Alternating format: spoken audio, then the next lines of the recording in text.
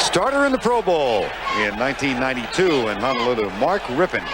17 touchdowns, only 2 interceptions in the last 6 games. And the Hogs who protect him, Lachey and McKenzie and Bostic, and Schlereth and Jacoby. The tight end is Don Warren. Ernest Biner, Art Monk, Ricky Sanders, and Gary Clark. Number 1 offense in the NFC against the number 1 defense in the NFL. Rippon, right side, overthrown to Ricky Sanders, incomplete.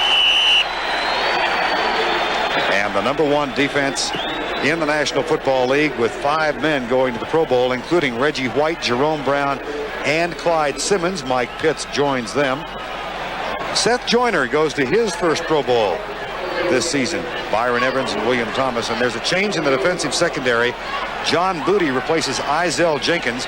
About 90 seconds before we came on the air, we were informed that Izell Jenkins has been suspended by the Eagles for conduct detrimental to the club. That is the only explanation we were given. He worked out with the team yesterday. So John Booty gets the start along with Pro Bowler Eric Allen, number 21, Hopkins and Waters, the safeties. And a delay of game call against Washington. It'll be 2nd and 15. And the Eagles have come out with their nickel defense on the first 2 plays. Dale Hamer is the official, the referee. And with that type of confusion, Rippon took too much time recognizing the defense and getting the proper play called. But one thing that is a characteristic of the Redskins offense is to come out in one formation, move a guy in motion, then shift, then reset. And sometimes it takes a lot of time, puts a lot of pressure on Rippon to get the play called within the allotted time. 2nd and 15. 4-man rush by Philadelphia. Clyde Simmons, and that is an incomplete pass. Very close to being the 7th sack of the season. And Simmons, who has never had a sack against Jim Lachey, was very close that time. We're going to keep an eye on this matchup all game long. This is Simmons, that's Lachey. Watch as Simmons comes around the outside against Lachey. And Rippon just barely gets rid of that ball. Dale Hamer, our referee, was right on top of the call and made the correct call. Although the Philly fans here, seeing it on the big board, don't agree, obviously. Clyde Simmons has 13 sacks. He's bound for his first Pro Bowl. Don Warren starts in motion on 3rd and 15. Now he's joined by Art Monk. Delay a game again. Rather inauspicious start for Rippon and the Redskins. Does that mean a bad start, Vern? Because that's what we have here. Gibbs was worried about this type of start for his ball club playing here in Philadelphia. Well, they tried to plug Dale Hamer's microphone in, pushed the wrong cord in the wrong outlet. Well, we can play charades. That's delay a game. Got it. Joe Gibbs. Bud Carson, the defensive coordinator, first year here. Former head coach of the Cleveland Browns and the mastermind of the Steel Curtain for Pittsburgh back in the 70s. 3rd and 20.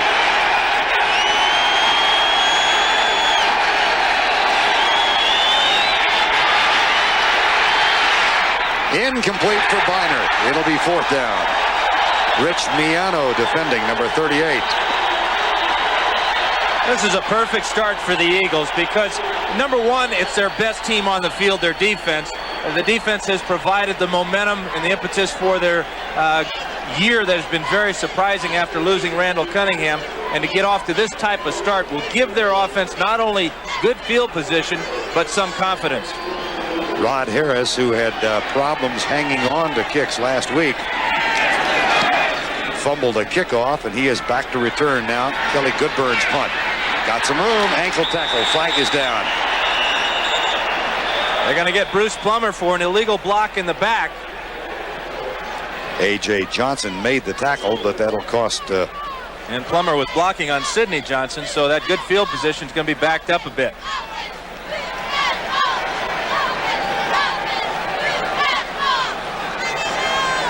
Jeff Kemp, his 2nd start. Those in the Philadelphia area know his story. Much traveled 11-year veteran. Was with Seattle, had 5 starts before he was cut after throwing 12 interceptions. And he's joined by Heller, McKnight, Alexander Solt, Antone Davis, the rookie, and and the tight end Keith Jackson. James Joseph, rookie running back from Auburn, who is coming on in the latter part of the season. Keith Byers had a huge game last week despite the loss to Dallas. Kemp did throw 2 interceptions. But Byers didn't make too many friends with the fans there. He ripped the fans for not giving the Eagles a home field advantage as far as noise is concerned. Well, half of them stayed home today. Not many here. Kemp will throw off the play action. Finds Keith Jackson, the tight end. And they have done on the first play what they wanted to do last week, and that is get Jackson involved early. And then there's a little confrontation, and Mike Golick is leading the way. They're going to get Andre Collins, I'll bet you, for throwing the first punch. They may get Golick as well for coming off the sideline and throwing a rather weak left jab at Collins. There's the one on Collins, and they're not going to get Golick. For a change, the retaliator got away with it. Watch on the bootleg here. Kemp comes out, wanted to go first to Fred Barnett, but Darrell Green had him covered. His outlet receiver is number 88, and the Eagles are going to get a break at the end of this play. Collins doesn't like the way Jackson tried to free his leg from his grasp.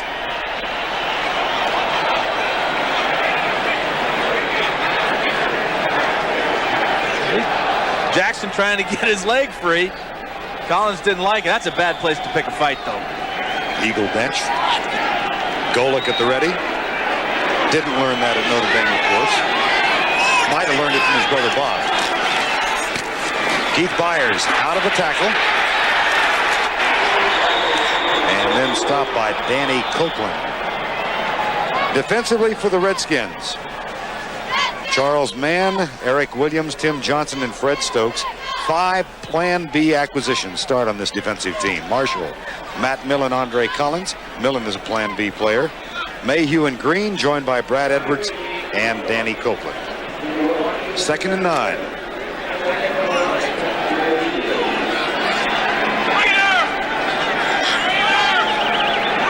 No score. 13:30 to go, first quarter.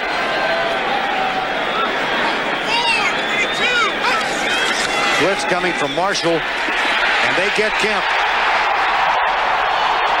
6 sacks for Wilber Marshall, who was left out of the Pro Bowl, and expressed his disappointment at that. Well, Marshall is right here in the middle here, and watch him come on the blitz. They just outnumber the Eagles on this side. There's 4 men there going against 3. There's the wide open gap for Marshall to come through. Byers half-heartedly takes a shot at him.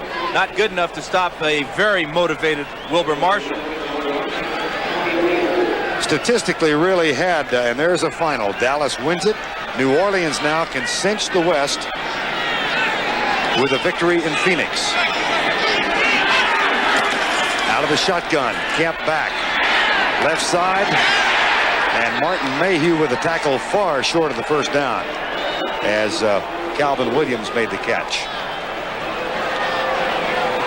The Jets come back and tie up Miami with very little time left. Winner of that game, of course, goes into the playoffs. Now Brian Mitchell is back to return Jeff Fiegel's punt on 4th down. Brian Mitchell with 3 muffs recently in a punt return position. Eagles will try and keep him from returning this. And what a terrific kick. And it goes in to the end zone. Kenny Jackson was standing right there. And he's arguing that he touched it, but he never controlled it. And that's the key. You have to stop the ball to have it count as being down. Watch this ball get by Jackson here. It'll hit him right there on the leg, but he can't stop it into the end zone for the touchback.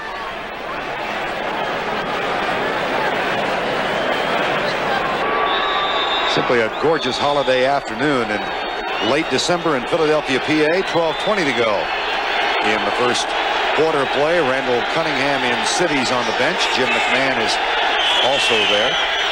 1st and 10, Washington. 12:20 to go, first quarter. Ernest Miner gets the handoff and gets a nice gain between Lachey and McKenzie on the left side out near the 29-yard line. Wes Hopkins makes the tackle. Overtime now. Detroit and Buffalo. Lions, of course, fighting for the division. That's my idea of a good time, playing overtime game in Buffalo in December. If the weather's anything there as it is here, they're really getting a break. Beautiful day here. Rippon for the year, #1 passer by rating in the NFL. This will be Biner again, and he's going to be close for the first down at the 30-yard line. Jerome Brown, number 99, makes the tackle, his 134th of the season. Ernest Biner, another terrific season despite a knee injury. Back-to-back 1,000 yards for him, and really coming to the Redskins as he did from the Browns in that trade for Mike Oliphant. That has to go down as one of the all-time great trades, especially for Ernest, because when you're the featured back running behind the Hogs, how much better can it possibly be? He got the first down, 1st and 10, 11 minutes to go, first quarter. Andre Waters sneaks up on the line. Mark Rippon changes the play. And the pass is deep. Clark, Gary Clark. Loose ball recovered by Clark. Flag is also down. So a lot happening on the play.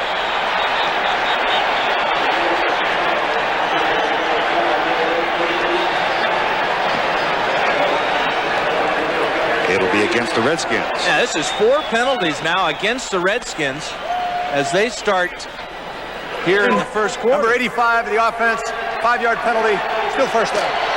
Don Warren. Gibbs said that this is the worst type of game for him. He says there are all types of pressures to prepare a team for, but in a game that means absolutely nothing as you're looking forward to the playoffs, he has to worry about injuries, #1, but he also has to worry about having his team go into the playoffs with some momentum. The only way you get momentum is by winning, but then you're playing against the top defense in football, and your offense obviously is distracted to begin this one. And it's 1st and 15. Here comes the rush. Rippon gets rid of it for Art Monk. And Art Monk is now only 3 catches away from 800 for his career. The pass protection is going to be excellent for Rippon. Nobody really gets close. There's just a 4-man rush. Actually, they're going to bring 5 as they bring a linebacker from the left side. But the Eagles' defense with the first and very long played a soft zone. That is also the 132nd consecutive game in which that wonderful receiver has caught a pass. 2nd down. Ernest Biner tries to get through a traffic jam and doesn't find anything at all. Byron Evans, number 56, makes the tackle, the middle linebacker. And you wonder if Gibbs will go to the no huddle at some point. It seems to have been able to give his offense a jump start in the last couple of games. In fact, he opened the Giant game with the no huddle. He likes it as a change-up type of offense, but doesn't want to use it as a steady diet. He likes the way his teams have been successful pounding it out with that big offensive line and then some play-action passes from Rippon. 3rd and 7. Clark and Monk both split wide left. Terry Orr starts in motion. Rippon across the middle, incomplete. As Ernest Biner might have had the first down, can't hang on, and the Redskins will punt. Well, Jim Lachey has not allowed a sack in his career against number 96, Clyde Simmons. And this is one of the reasons why. Lachey is a good athlete, #1, to go with that huge size and strength. But in the first game, he was guilty of holding Simmons a couple of times. Kelly Goodburn on the punt. Nice, high, and in the arms of Ron Harris. That was close to being a face mask. Monty Coleman makes the tackle after a 3-yard return, a 41-yard punt. The Eagles have the ball for the 2nd time. No score, 9:10 to go, first quarter. No score, 9:10 to go, quarter #1, 2nd Philadelphia possession. Jeff Kemp with his backs in the eye, Keith Byers and James Joseph. First down and 10. Joseph, the rookie out of Auburn, gets the handoff. Scoots through right tackle, fumble, loose ball. And the Redskins indicate they've got it. They do.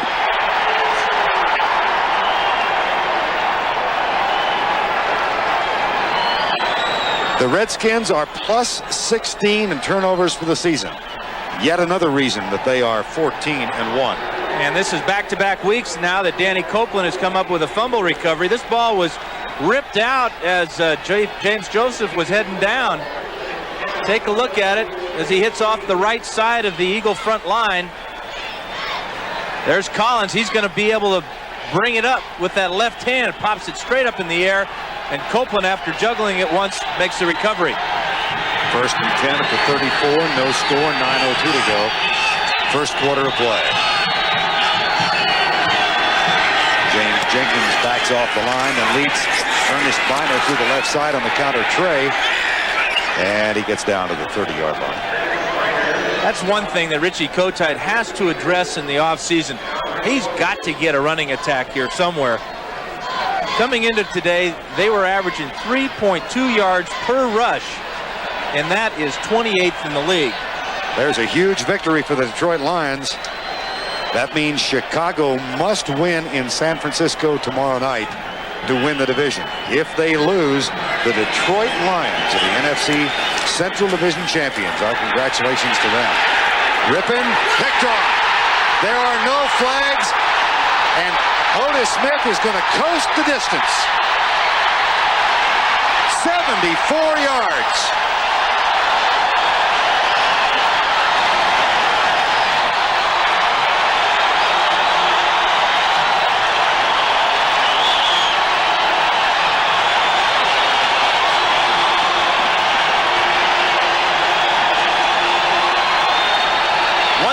Cannot do as a quarterback is throw it late to the outside. Watch Rippon just hesitate here momentarily. Comes out to where he thinks he's got an outlet receiver, but that's just a cardinal mistake for a quarterback, and Otis Smith has an easy walk-in for the Eagles' first touchdown of the day. Free agent from Missouri, his second interception of the season. His first for a touchdown, Roger Ruzek with the extra point. The 26-year-old first-year player from Missouri has given Philadelphia a 7-0 lead. 8:13 remaining in the first half. The Eagles, with the first touchdown they have scored against the Redskins this year in Game 1 on a Monday night, they were blanked 23-0. Humiliated, really. And didn't you know that it would take their defense to score that touchdown? Right. Roger Ruzek will kick off.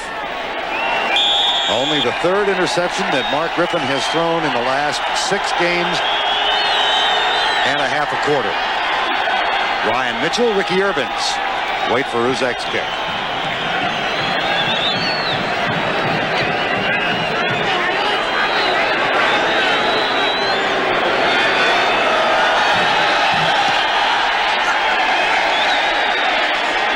Ricky Urbans, the USC rookie. Hit from behind by Plummer and cut down at the 23-yard line. Let's go back and take a look at the Otis Smith pass interception. Well, Rippon is just trying to find an outlet receiver. He wants to hit Monk over the middle, but he's covered, so then he'll go to the outside to Ricky Sanders. Watch his first look to number 81 right over the middle. Good coverage there. Now the mistake of throwing it late to the outside and a fine catch by Otis Smith. Otis Smith scoots 74 yards untouched and went in for the first TD of the game. Now, first and 10. Rippon, 1 of 6 for 9 yards. He hit Art Monk with the only completed pass. Seth Joyner. Bound for Honolulu for the first time. And building a real good case for being Defensive Player of the Year in the NFL. Number 59 at the bottom of the screen just comes in and crushes Ernest Biner. Full blitz here. And what a luxury to have great athletic move to avoid the block of Donnie Warren. You've got a great front four, and then you add a guy like Seth Joyner to your pass rush. My goodness, that ought to be illegal. Ricky Urbans is in the backfield now. Art Monk is in motion. Ricky Urbans gets a handoff, scoots left, out of a tackle, out of another. Eric Allen, helmet high, and he draws the flag. Got the hook out. the hook around the head, and you got a little face mask. You see the referee there telling him exactly what he got. Allen doesn't like it. Wes Hopkins is arguing Eric Allen's case. It was Allen who drew a very, very controversial penalty in last week's loss to Dallas that sustained a Dallas drive late in the game. And if I were going to have somebody argue my case, it wouldn't be Wes Hopkins. He's coming off a $7,500 fine for elbowing Ernest Givens in the nose on Monday night. Right.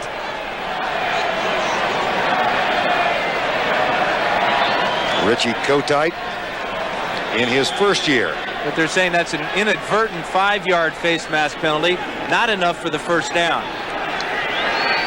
So it'll be second and very short.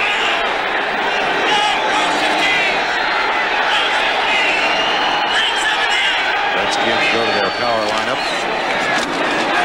Irvins, Reggie White.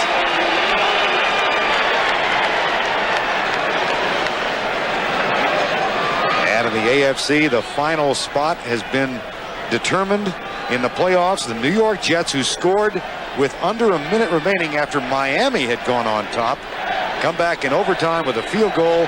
Raul Alegre, and they beat Miami. And Alegre does mean happy, doesn't it? Yep. He's made a lot of people in New York happy with that kick, or both of them actually. One to tie and then one to win it. You know, Miami doesn't do well in overtime. So I was involved in a few when I played with San Diego, and it seemed like we knew that if we could get the Dolphins to overtime, that because of their defensive problems and the size of some of their defensive players, that we could wear them down and beat them in overtime. And of course, for the Jets, they conclude a rather dismal string at the end of the year, and it was Miami who lost a chance to cinch the overtime berth a week ago when losing to San Diego, and it cost them today. Third and short, 7-0 Eagles lead. Play action.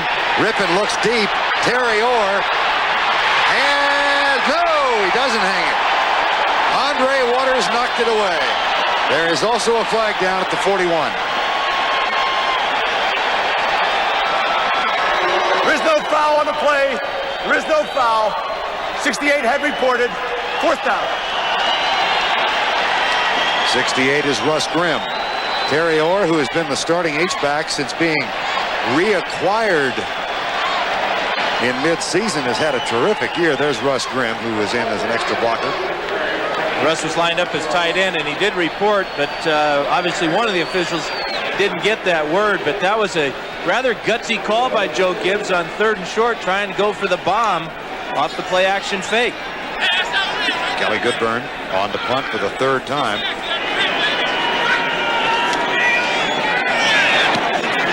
Rod Harris. That's a fine punt by Goodburn. Fair catch. Harris at the 15. Goodburn averaging under 40 yards a punt. That one good for 52. Nothing on the return. And the Eagle offense back on the field. We're at Veterans Stadium in Philadelphia. Final game of the 1991 regular season. 7-0 Eagles on the strength of a 74-yard pass interception by Otis Smith. Vern Lundquist and Dan Fouts. Jeff Kemp in at quarterback. First down and 10. Maurice Johnson in motion. And Kemp under heavy pressure lets it go incomplete. Wilbur Marshall, who has a sack already, just about had his second. This is really great because you have so many outstanding defensive players this afternoon. Of course, there are 3 guys for the Eagles going to the Pro Bowl. Simmons, Brown, and White on the defensive line. Then you had Joyner. But on the Redskins side of the ball, you got Charles Mann going to the Pro Bowl as a defensive end. And Wilbur Marshall has a real good case that he should be there as well. A true linebacker in every sense of the word.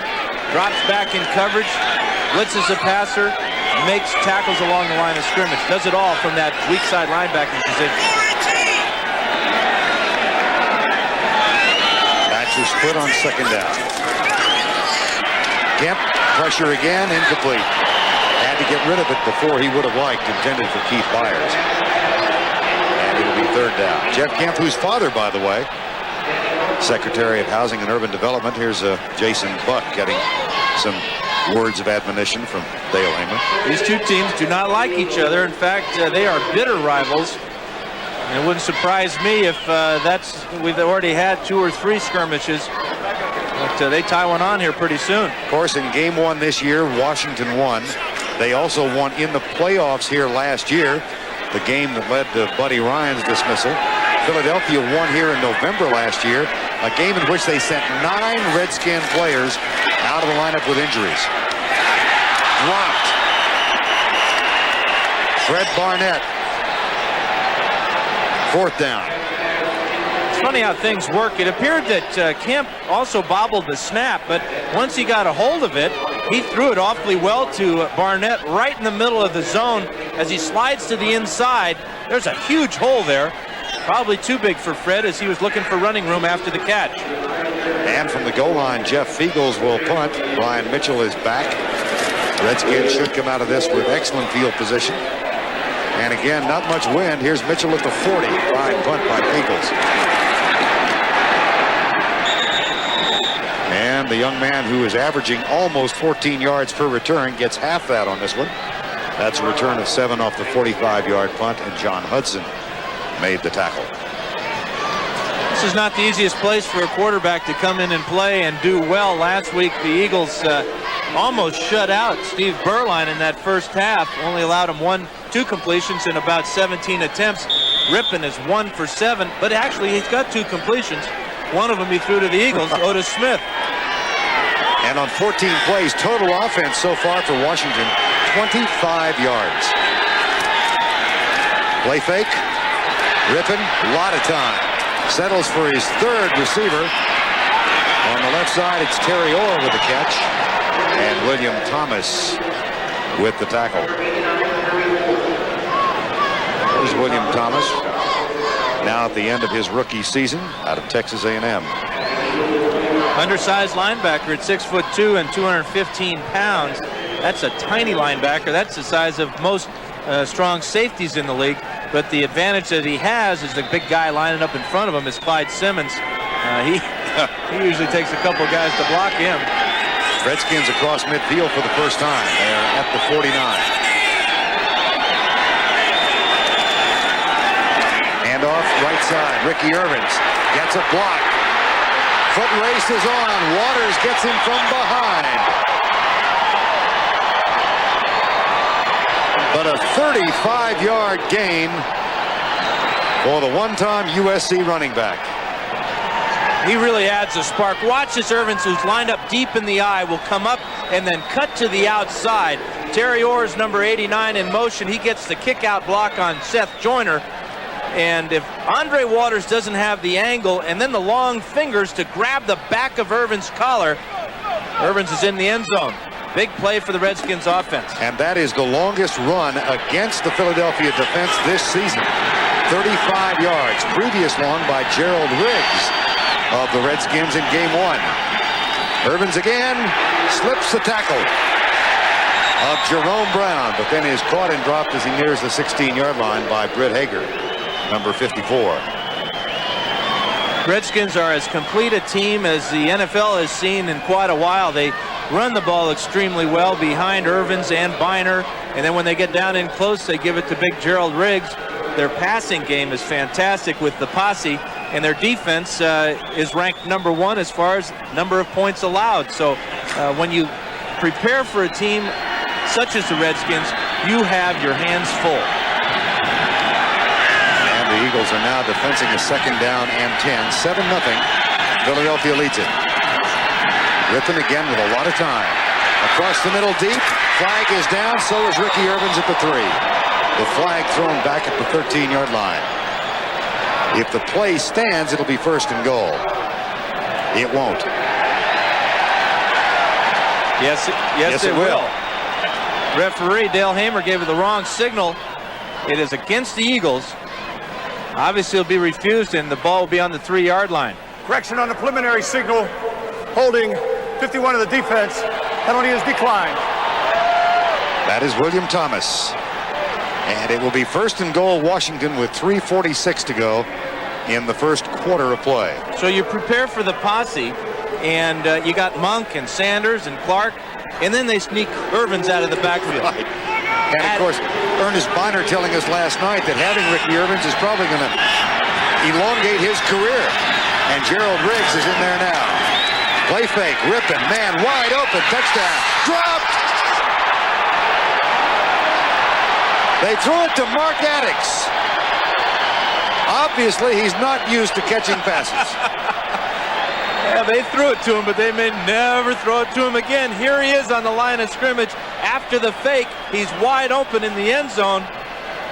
But this is why he is primarily a guard and not a tight end.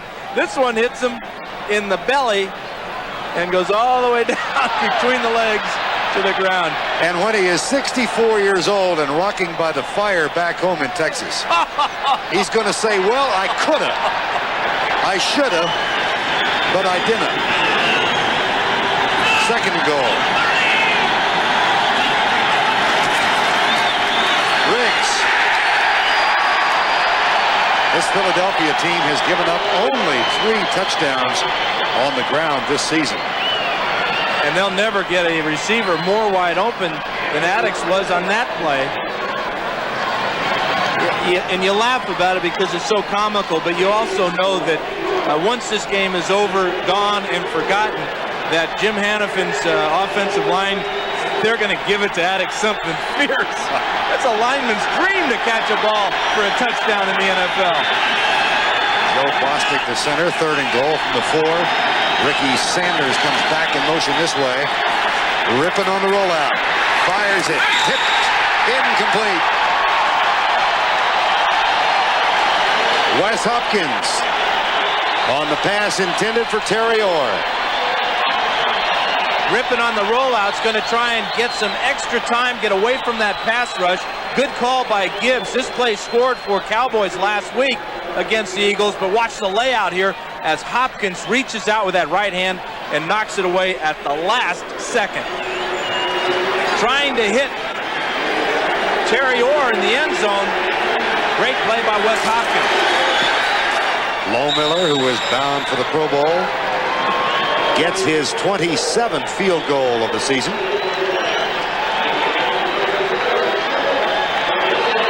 And that cuts the margin to 7-3. Well, the Eagle defense trying to finish #1 across the board against one of the more potent offenses in the league. And they do yield 3, but they don't give up the tying score.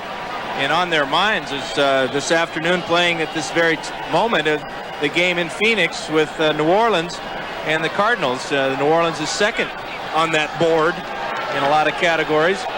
And of course, the Saints not worried so much about stats as they are about trying to win their first division championship in history today.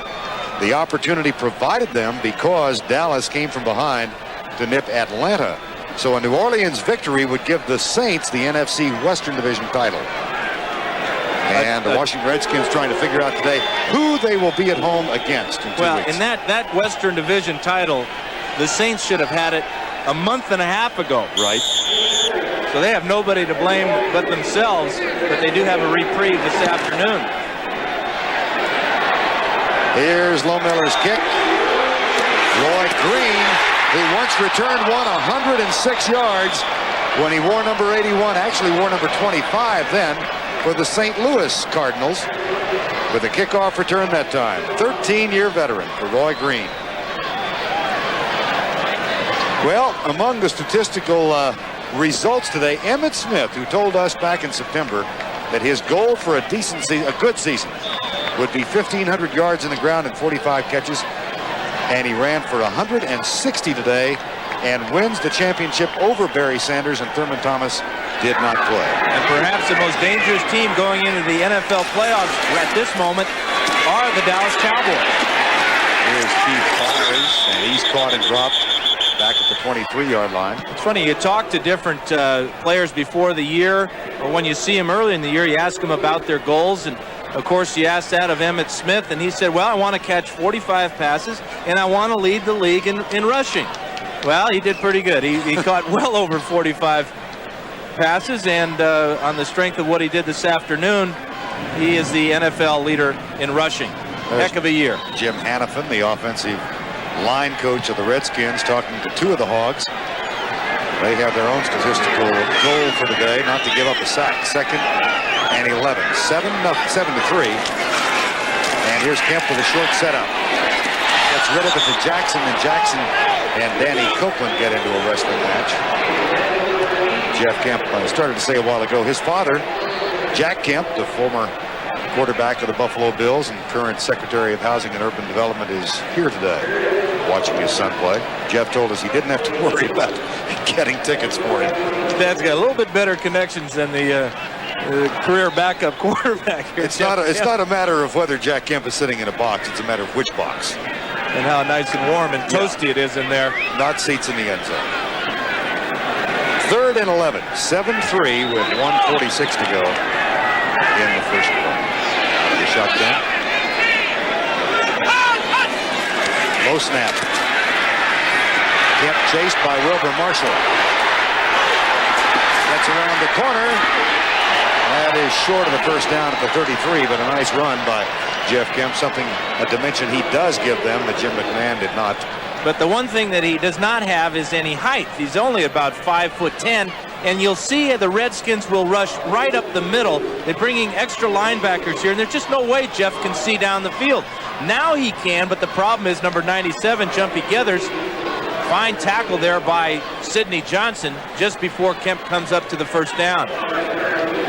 And that sends Brian Mitchell back to return the punt. And Philadelphia has called timeout. Jeff Eagles saw the clock wind down. The play clock was down to 2 seconds. So not only that, they only had 10 men on the field. Hello. You know the punter is counting. He's standing back there. He's right. I hope there's 10 guys in front of me. Saturday night in primetime, CBS Sports presents the first of its college bowls this season, the Blockbuster Bowl, live from Joe Robbie Stadium in Miami. The defending national champion Colorado Buffaloes face the Crimson Tide of Alabama in a battle between Big 8 and SEC powerhouses.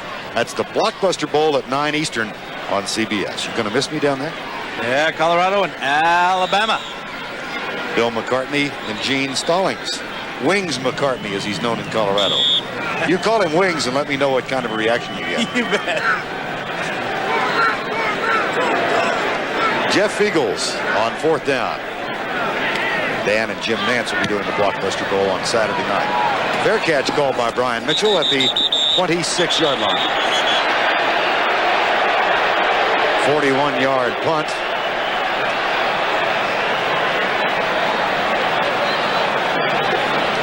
And 57 seconds remaining. Well, you can see a lot of areas of color, some yellow and some red and some orange. There are a ton of empty seats today. This place is anything but filled. But he made it. Don't pick your nose on television. Ho, ho, ho, ho.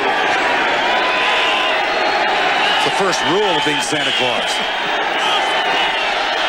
1st and 10. Ernest Miner back in the lineup, and he works hard for a couple of yards out near the 28-yard line. Biner's 5th carry of the ball game. As Dan said, over 1,000. He's going to Honolulu, taking his wife and his 3 little girls with him. And they're going to disappear after the Pro Bowl game and spend an extra week on the island of Maui. That's really the way to do it, because while you're there preparing for the game, you only have 6 days, and you spend most of the time just getting over the bumps and bruises. What Ernest hopes is that he's got a game that Sunday before the Pro Bowl. Right. That would be in Minnesota. That's a nice trip, Minnesota to Honolulu. Irvings. Nifty moves. Rich Miano with the tackle. And it'll be 3rd down again. Well, the highlights of the first quarter, a 74-yard interception return for a touchdown by Otis Smith of the Eagles. Chip Lohmiller with a field goal of 21. And that's the end of the first quarter with our score, the Philadelphia Eagles 7 and the Washington Redskins 3. Charles Mann telling us candidly last night, this game is for statistics. And that didn't mean he didn't want to win, but he's got a couple of goals. I'm sure that there are clauses in the contract that need attention. And a couple of guys on the other side of the line, Reggie White and Clyde Simmons, only have 1.5 sacks more than Charles. That's on his mind. Rippon back to throw across the middle, caught for the first down at the 42-yard line. Nice pass by Mark Rippon. Catch is made by Ricky Sanders, and it's 1st and 10, Washington.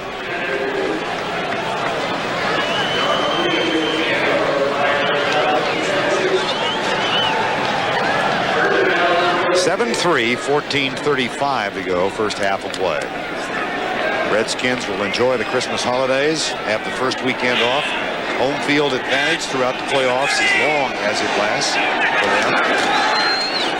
Here's Rippon with a play fake. He comes left to Gary Clark in front of Eric Allen. And Clark puts a little move on Allen, but then is hit from behind by Andre Waters. Gary Clark also bound for Hawaii. Over 1,000 yards again this season. Matter of fact, needs only 11 yards to set a personal best in number of yards for the year. This is a great battle between two Pro Bowlers. The nice thing that Allen does is he contains Clark, doesn't let him get to the sideline, turns him back inside where help's coming, and there it is, a bunch of green jerseys. 7-3, Redskins trail Philadelphia. Second down and short. Play action, Rippon to go deep. It settles for a short pass that's almost picked off. Intended for Terry Orr, and William Thomas right in front of the Philadelphia bench almost had his first interception of the year. Gets a hand from Seth Joyner. Again, though, Rippon is kind of playing with fire, though, Vern. Looking deep, seeing that that's covered, and then coming off to his outlet receivers. It's already cost him once as Otis Smith picked him off for that 74-yard touchdown. And this one, Thomas had both hands on that ball, just couldn't make the grab. Modest numbers for the top-rated passer in the league. It's 3rd and 2.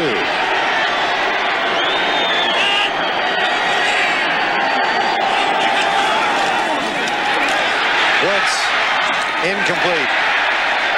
Rippon at 33 1/3%. He is 5 of 15, 4th down.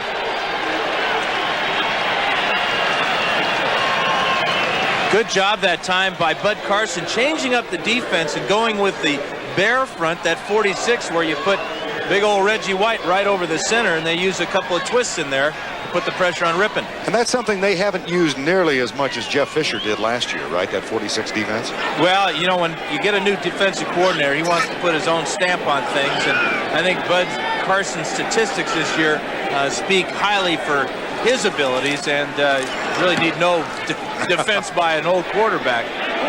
Nice high punt. Good burn. Fair catch taken by Rod Harris at the 17. And there's a late flag as the shoving continues. We've had some minor scuffles today, nothing that amounts to much. Waters is going to argue his case, I would think, without much success. Personal foul, number 59. After the reception, half the distance from the goal, first down, timeout. That's on Seth Joyner. So they will mark off the penalty against Richie Kotide's team. Time has been called, as you heard. 7-3 Eagles. This playoff summary is sponsored by Bud Dry. All of the playoff teams have now been determined in both the NFC and the AFC. The Jets grabbed the last one with their overtime victory over Miami earlier today. And before today and tomorrow night are completed, we'll try and unravel who plays where. And at the same time, wins. That Detroit win in Buffalo is quite an accomplishment. Puts a heck of a lot of pressure on the Chicago Bears playing out of San Francisco tomorrow night. Keith Byers comes right and gets a bit of a block. Maurice Johnson on Wilbur Marshall. And Byers is out across the 10 near the 12-yard line. You know, I had a really interesting conversation yesterday during practice with Keith Byers and Keith Jackson and Reggie White about the disappointment of this season, and yet how much the Eagles have accomplished with 5 different starting quarterbacks this year. It really has been remarkable, but it's been a defense that has matured, and we've already seen that they're responsible for the only 7 points this poor team has today. Adjusting the 5 different quarterbacks is almost impossible. Second down and 6. Kemp chased, takes a tackle, Nobody open downfield, and he is waylaid as he gets near the 13. It'll be 3rd and long. Matt Millen with some words of encouragement for Jeff Kemp. This is a planned rollout by Kemp. Watch as he goes back 5, hesitates, and then gets out of the grasp of Tim Johnson barely. Now there's just nobody open, and this is really a scary proposition here. A lot of white shirts coming at you. He couldn't even get into his slide that time before he got tagged. Kansas City with a lead over the Raiders, and Denver can secure a playoff bye with a victory in San Diego today. 3rd down. Low snap from David Alexander. Kemp lets it go, almost picked off. Darrell Green was close. And Green got 2 in the first game against these two, and we've got another little skirmish out there. Almost every play now, we have these two teams getting in each other's faces, pointing and shoving. That was Dennis McKnight who got up limping a little bit, and Rich Kotite's hollering words of encouragement out to his offense.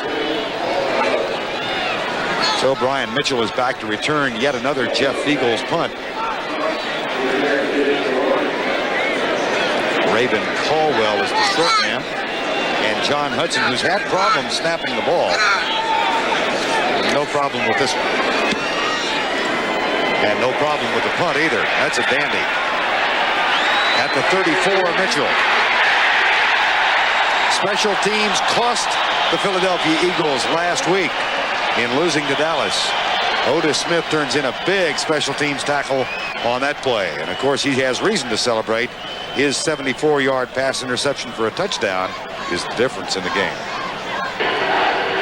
Seth Joyner in his 6th year going to the Pro Bowl for the first time. Said yesterday afternoon if this team could look back in one game and have it over, it would be against Tampa Bay. They had a 13-0 lead with 5 minutes to go and lost by 1 to the Buccaneers, 14-13.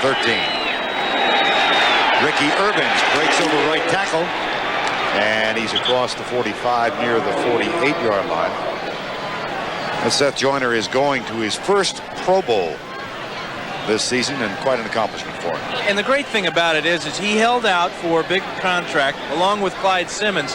The media here in Philadelphia obviously is going to take a management side in that. They said, well, hey, you guys haven't even been to the Pro Bowl. You're asking too much money. Now, they've been to the Pro Bowl. They got the contract. They really put it where the sun doesn't shine for the media. I wondered how you were going to phrase that. There's Ricky Irvins for a first down at the 50. Well, there's a camaraderie among these teammates, and Jerome Brown is also going to the Pro Bowl. When the announcement was made by Dale Hopp, the line coach, of who was going, and I guess Bud Carson also was a part of it, look what happened. Jerome Brown was so happy that Joyner was going that he stood up and said, wow. Now this is Jerome's fist. Here's his forearm here. That's what he did to that wall. Punched a big old hole in it. Just missed the stud. I don't think the stud would have stood a chance.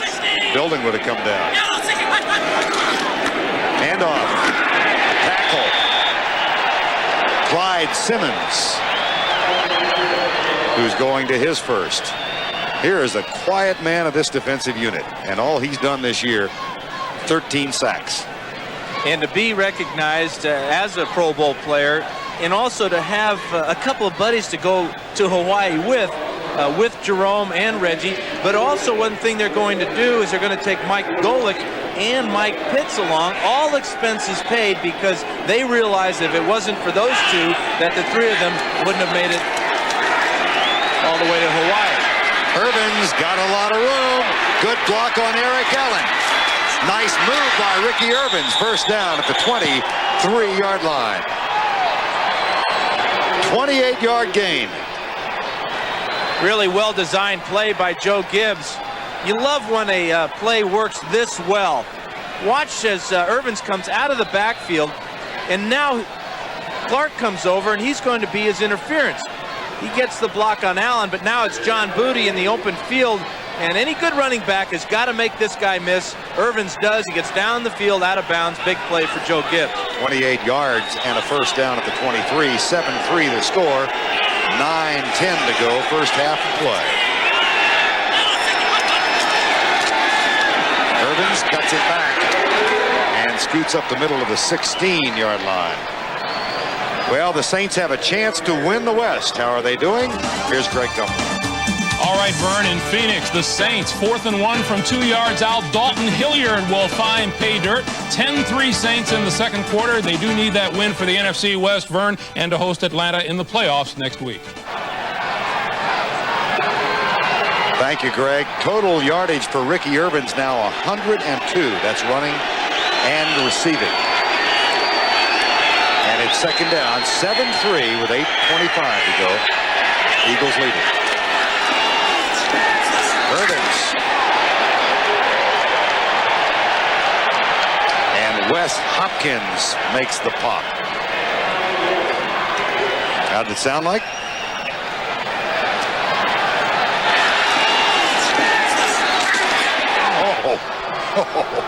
Ouch. And we do not have a microphone in either of those guys' helmets. That's right. That's from the microphones on the sidelines. Can you imagine what it sounded like to Hopkins and Irvins? Here's the stretch of the chain.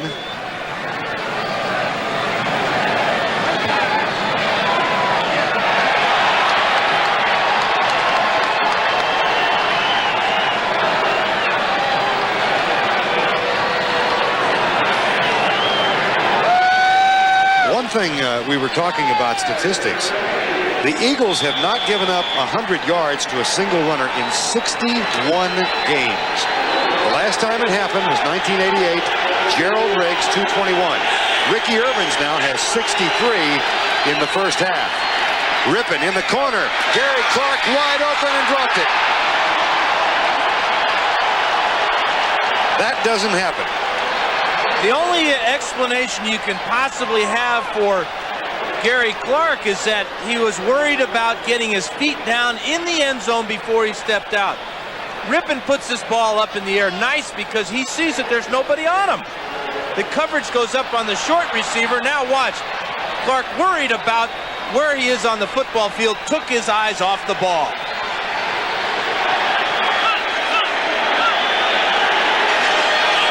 And it's second and 10. 7-3 Eagles.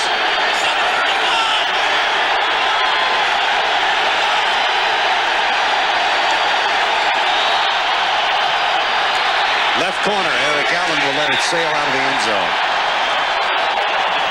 And Mark Rippon is 6 of 18 for 71 yards. The one thing going working against Rippon as far as getting up to the line of scrimmage and moving fellas around and getting him in the right position is that our 25-second and 45-second clocks are not operating. And that is a real handicap for Rip because that is so important to, now they got him working. So he now has the ability to tell when to put people in motion. Third and 10. Caught. Tackle broken. Close for the first down at the 5. Ricky Sanders. It's short of the first down. Sanders is really the forgotten man in the posse. But what he has is a lot of speed and determination. Watch as he breaks his tackle by Otis Smith and gets real close to the first down. This will bring up an interesting decision for Joe Gibbs. 4th and inches. The Eagles this year have been fantastic on 4th down conversions, allowing them only 2 out of 12. And Philadelphia calls timeout on 4th and 1.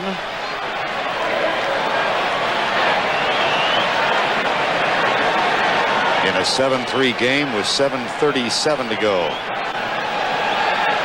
in the first half of play. This is really an easy decision for Gibbs because it gives him a chance. It really doesn't matter if he makes it or not. It doesn't really matter if you win this game or not. But there will come a time perhaps in the playoffs where he'll be faced with a situation where he really needs to have a successful play to either continue a drive or to make a touchdown. Now, if this were a perfect world, you understand, and it's Christmas, you ought to throw the ball to Mark Addix. It's not a perfect world. Yeah, and there's no way they'll throw it to Mark Addix. He's not even on the field. As Dan said, Eagle defense has been tough. Irvins. Maybe. Byron Evans doesn't think so.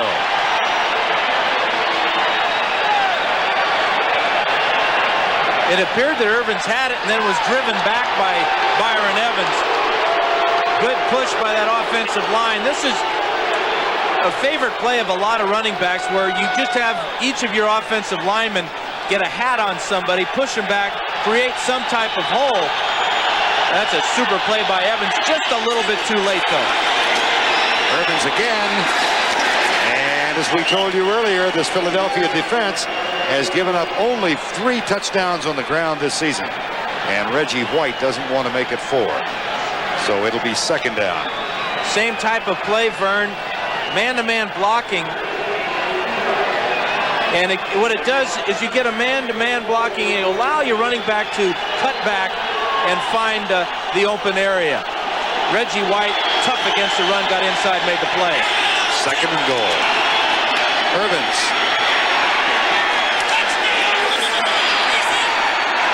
There's the signal. You can hear Rippon down there on the field saying touchdown. He's in, he's in. 4th rushing touchdown given up by Philadelphia's defense this season. Working on the right side behind Big Joe Jacoby and Mark Schlereth. 3 plays in a row now they hit this right side. And this time, Irvins takes the low road and squeezes into the end zone.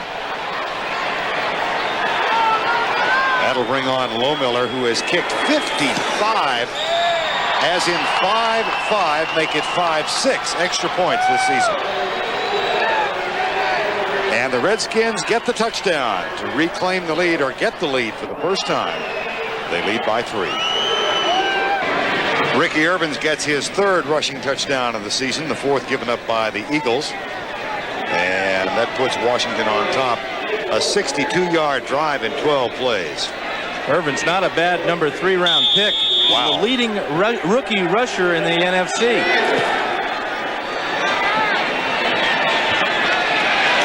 And that'll be a touchback and come out to the 20-yard line. Roy Green. Saturday night prime time. CBS presents the first of its college bowls this season. Live from Joe Robbie Stadium in Miami. The defending national champion Colorado Buffaloes face the Crimson Tide of Alabama in a battle between Big 8 and SEC powerhouses. The Blockbuster Bowl, 9 Eastern on CBS. Right now we've got 6:33 remaining in the first half of play. Darkness is gathered here in Philadelphia on the 22nd of December.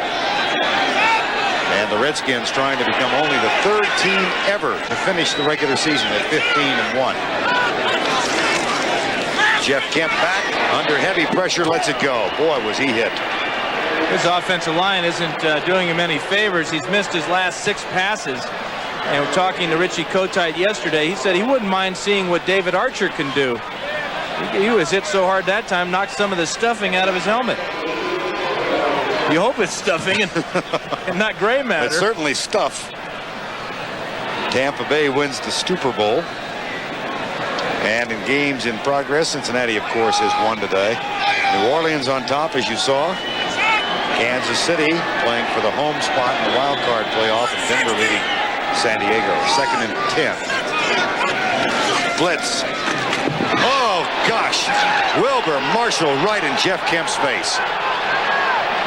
What a pop. Well, we're looking at what Charles Mann calls is the national defense. Right up the middle, number 58, again, clean shot at the quarterback. Byers too late to come over for the protection. Watch number 41, Byers. He sees Marshall coming, but it's too late as Kemp dropped only 5 yards and paid for it. Jeff Kemp, 2 of 9 for 17 yards, and Philadelphia yet to convert a third down in the first half. They trail 10-7. Motion on the right side. No flag thrown, and Kemp lets it go off the knee of Fred Barnett. And it bounces back some 15 yards. It'll be 4th down. This is 2 drop passes now for Fred Barnett on Kemp's 2 very best throws of the day. That's not a good combination. Barnett will get inside Green by using his hands, and then the ball bounces right off his leg. He should have had that one. If he had hung on, it would have been a first down. First conversion for the Eagles. Jeff Eagles to punt again. And again, it's a good one. Brian Mitchell at the 34. It was a punt return that did the Eagles in last week. Delvin Martin for 85 yards. And this time it's an 8-yard return for Brian Mitchell on a 46-yard punt. Charles Mann, the leader of national defense, his team up by 3. No matter the significance of the game, there ought to always be time to put a tail on the pony. My old teammate, Dennis Conan McKnight. Boy, when they coined the phrase piece of work, they had him in mind. 10-7 Redskins. First down and 10. Gary Orr leads the play, and Ernest Biner is out across the 45. Well, in 1975, Jim Hannafin was the line coach of the St. Louis Cardinals, and that group headed by Dobler and Deerdorf and Young and Finney and Tom Banks allowed only 8 sacks. This year, his offensive line has given up only 6. That's the fewest in the league. The record held by the Miami team in 1988, 7. That's one of the things that they are going after. Jim Hannafin mentioned it to his offensive line last night in the meeting. Mark Schlereth telling us it's the first time it's been brought up officially all year long.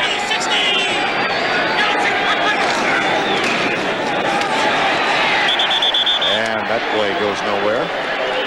And in the first game between these two teams, Rippon was sacked twice. And one of them, Rippon just tripped and fell down by himself. It was counted as a sack because he was tackled behind the line of scrimmage. Actually, he fumbled.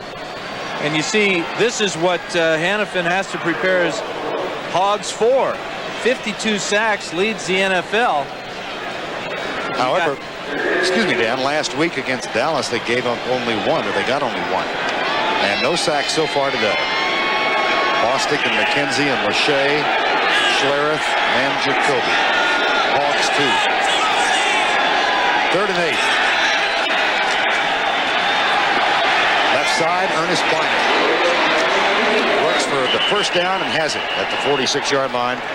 Byron Evans with the tackle. One thing the Redskins have been able to incorporate in their offense is the halfback option route.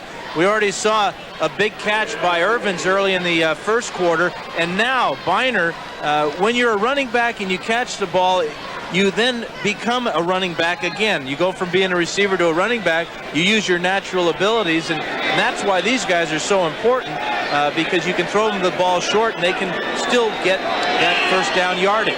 Redskins have rushed now for 82 yards in the first half. Play fake. Rippon will throw this time. Deep right side for Terry Orr. Andre Waters should have had it. And knows it.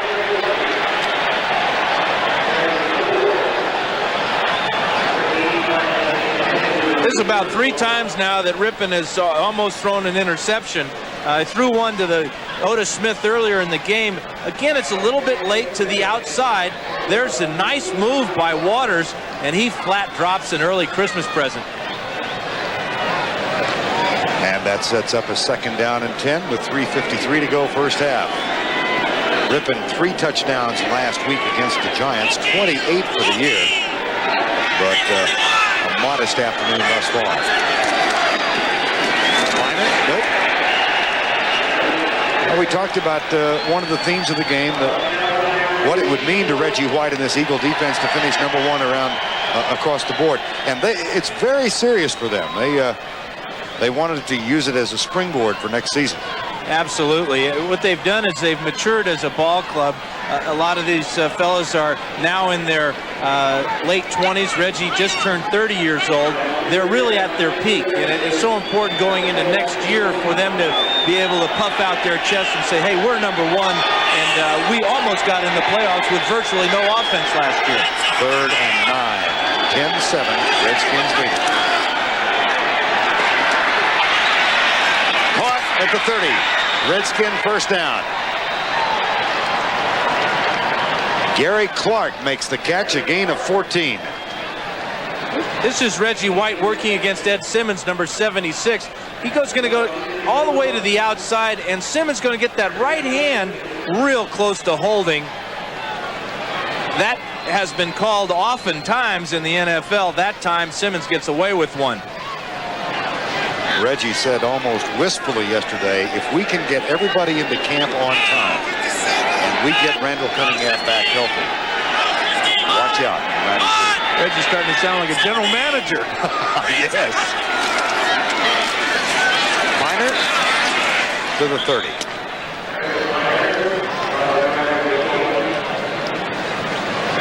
And it'll be 2nd down and 10. The one thing Hannafin has to be aware of and on the alert for, if the Redskin offensive line goes throughout this game without allowing a sack, he can expect a big bucket of Gatorade, because Mark Schlereth told us that that's what they've got loaded and in mind for Jim Hannafin. So it gives you something to look forward to. In the meantime, the 2-minute warning, 10-7 Phoenix. And Gary Clark, a career high for receiving yards, 1277. He's got 22 today. 2nd down and 10, 10-7. Redskins leading. Minor will be caught and dropped. The tackle made by Seth Joyner. Boy, the Eagles would love nothing more than to get a sack to keep the Redskins from having that record. Last couple of plays, they've been running plays, but the Eagle defense has been in the backfield of the Redskins. And getting back to Gary Clark's all-time career record in receiving, for a team that features the long ball, he is really the bombardier. A lot of big plays from Gary Clark this year. 3rd and 9 with 1:22 to go. First half. Blitz. Rippin protected. Right side, good defense. John Booty, number 42. Plan B acquisition from the New York Jets. John kind of looking around for a flag too, isn't he? He's a very likable young man from Carthage, Texas, who matriculated at Texas Christian University. Wants to get into this business and spent last year as an intern at one of my old places of employment, WFAA-TV in Dallas. Well, you're many places of employment, huh? Yes. I lasted longer than I thought I would there. Here's Lohmiller, 47 yards in. Leading scorer in the NFL. Adds to his lead. That's good.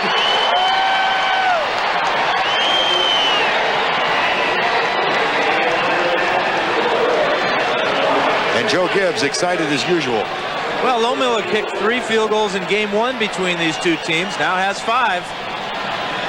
Joe is always worried, and he was no different last night. And you do have an appreciation for the dilemma he finds himself in this game. Well, he does not want to get anybody hurt. Is there in any sense, Dan, a relationship between this kind of game and the last preseason game?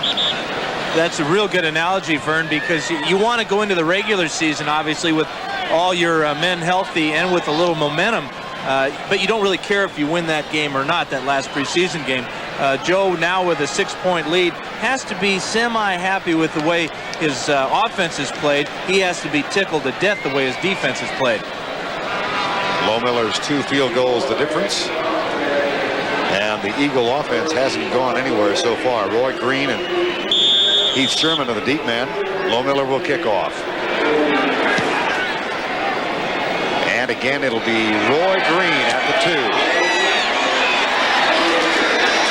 They're back there because Rod Harris fumbled a kickoff last week that resulted in a safety.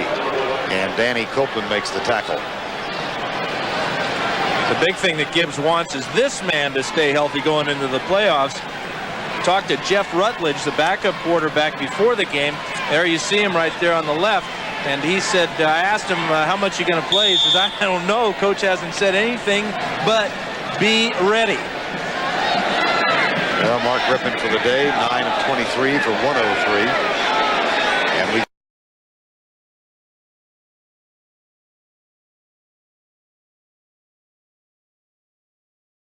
got 63 seconds before halftime. Kemp only 2 of 10. Bring it back. He's tried again.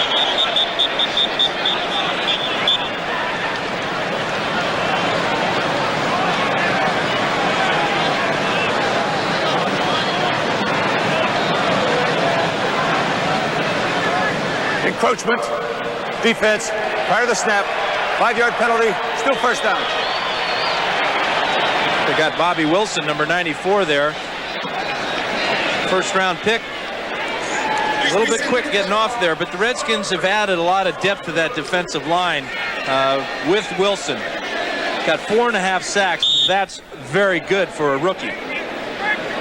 And a team that is really an amalgamation of players from different areas. They've got a couple of draft picks, a couple of trades, 1 free agent, but what a free agent, Wilbur Marshall, and 5 Plan B acquisitions. They've really gone to the well under Charlie Casserly and utilized the Plan B market to the Redskins' advantage. Here's Kemp back.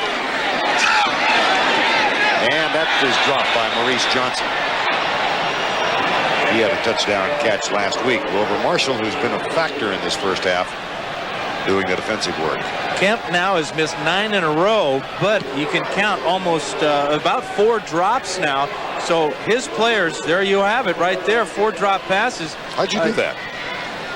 Abracadabra. Mention it and it pops up. A lot of great support from our producer and director, Mark Wolf and Larry Cavallina. Second down. Final 59 seconds. First half. Kemp goes left side.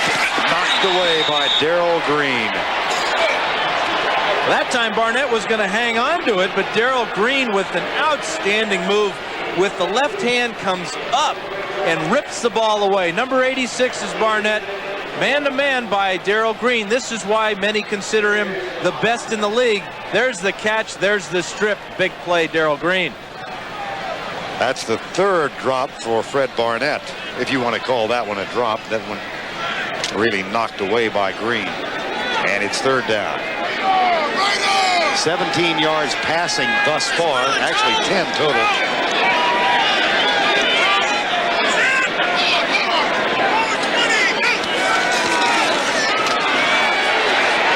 Kemp. Never make it. 4th down. Sacked for the 2nd time.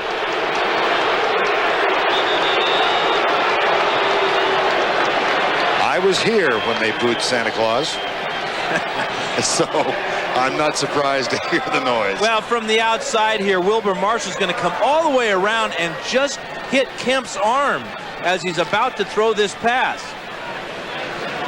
Watch as he gets his right hand on the forearm of Kemp, and Kemp is lucky to just hold on to that one. Redskins call timeout to stop the clock with 46 seconds remaining in the first half. They have 2 left. So on 4th down, Jeff Eagles will punt it away. Philadelphia opened the scoring, a 74-yard pass interception return for a touchdown. Lohmiller added a first quarter field goal to make it 7-3. Ricky Irvin scored from 2 yards out to make it 10-7. And then Lohmiller with 47 yards of field goal made it 13-7. That's where we stand. That's the poorest punt of the afternoon for Fiegels. But there is no return. It goes out of bounds at the 47-yard line. I think Fiegels is just tired, Vern. That's his 6th punt here. in the first half. The good part about that, as you mentioned, was no return.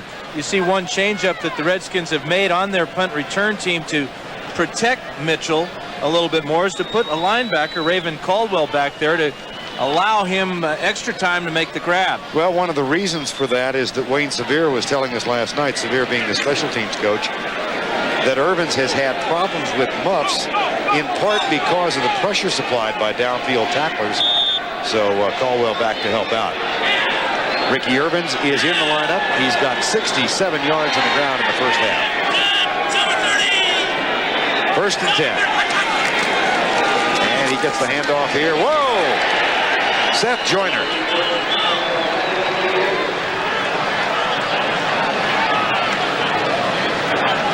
The thing that Kotite loves about Joyner is he never leaves the field. He's in there on all situations. Comes the pressure. Rippon gets rid of it. Receiver slips. Irvins at the 45. Went down as he made his cut. And 18 seconds to go before halftime.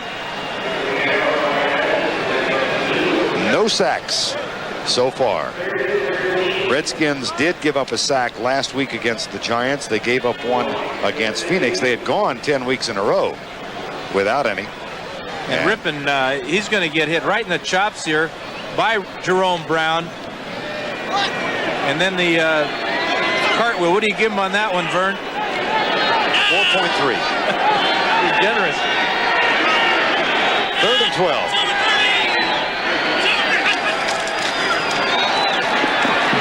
Deep left side, flag is down. The catch is made by Gary Clark.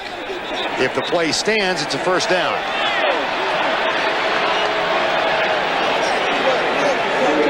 What's the flag? Against the Redskins.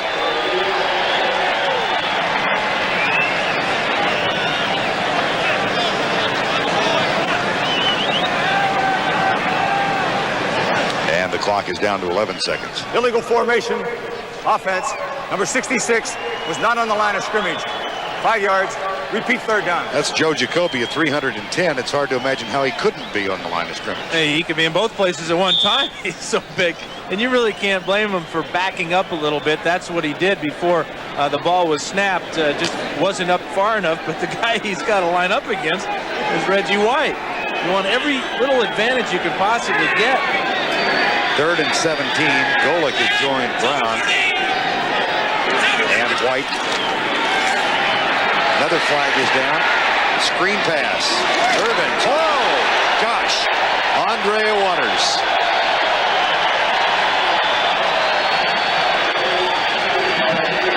Got a couple of flags on this one, but that was a great play by Waters. Nice job of Rippon fading and getting that ball off. Might be Christmas Eve before we get this first half finished. Oh, you're not kidding. Offside. Defense. Number 91 lined up in the neutral zone. 5-yard penalty. Still 3rd down. Jerome Brown, who was hurting in the ribs yesterday afternoon, got up a little slow after the play, so he's out. And it'll be 3rd down from the 50. Well, there's the most valuable trainer in the National Football League, Otho Davis.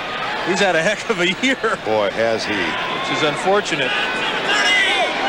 4 seconds to go. 3rd and 12. Rippon to Clark. And Gary Clark still loose and then finally stepped out of bounds.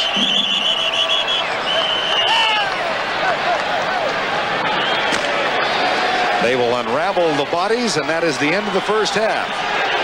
With our score, the Washington Redskins leading by 6. The difference in the game, 2 Chip Miller field goals. It's 13-7. 1st and 10, Philadelphia. First play of quarter number 3.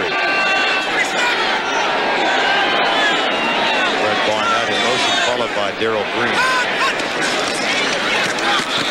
James Joseph plunges over the block of Ron Hiller and out to the 28-yard line. James, you said yesterday, the car is gassed up. It's in the parking lot, pointed south. And he may have just gone in at halftime and turned the ignition on. He's heading back home to Phoenix City, Alabama today to enjoy Christmas holidays with his mother and the rest of the family. Has a brother in the 9th grade who's playing football. 7th round draft choice out of Auburn. 2nd and 2. Philadelphia has only 2 first downs. Myers, make it 3. Keith Jackson trying to urge the crowd, and they responded to him. I was talking with those two, Byers and Jackson, about the crowd, and you know, the Philadelphia fans have a reputation for being very vocal, but they both said they thought it was ominously quiet in here last week. Well, you know, that offense really, at least so far today, hasn't given these poor fans anything to cheer about. Which is yeah, and you got to be awful careful as an Eagle player to turn on these fans. Yes. It's a 1st down and 10. Philadelphia at the 32-yard line. They trail by 6, 13-7.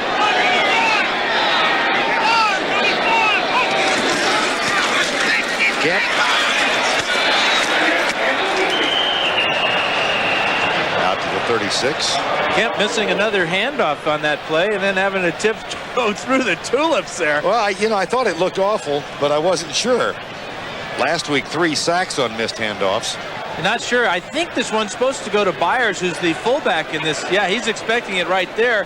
He doesn't get it. Joseph doesn't want anything to do with it. And Kemp has to pay for another missed handoff. Last week against Dallas, missed a handoff to Byers and was sacked for about a 15-yard loss, a crucial mistake. That sack was later overturned by the official statistician, by the way. 2nd down. Here's Kemp back. Here comes Wilbur Marshall again, and a one-hopper to Keith Jackson. And Fred Stokes is also a part of the defensive effort. And Kemp is really playing for his future in the National Football League.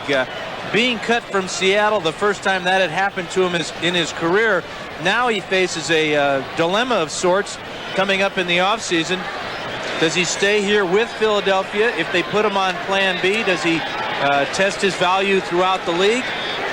He's got a couple of big decisions to make. He told us yesterday he would prefer to stay here in Philadelphia as a backup quarterback. And of course, there's the matter of Randall Cunningham coming back, Jim McMahon, who's out with rib injuries right now, and the rookie Brad Gable, also on the roster. Down the middle, tipped away. Calvin Williams and Martin Mayhew with the defensive effort this time. It'll be 4th down. I think Mayhew got away with one there that time because he was all over Calvin Williams before that ball was anywhere close. Long afternoon for Jeff Kemp, who's 2 of 14. Left side of the screen, there's the contact before the ball gets to Williams, and he's yelling about it, and Mayhew celebrating. Eagles and Mitchell.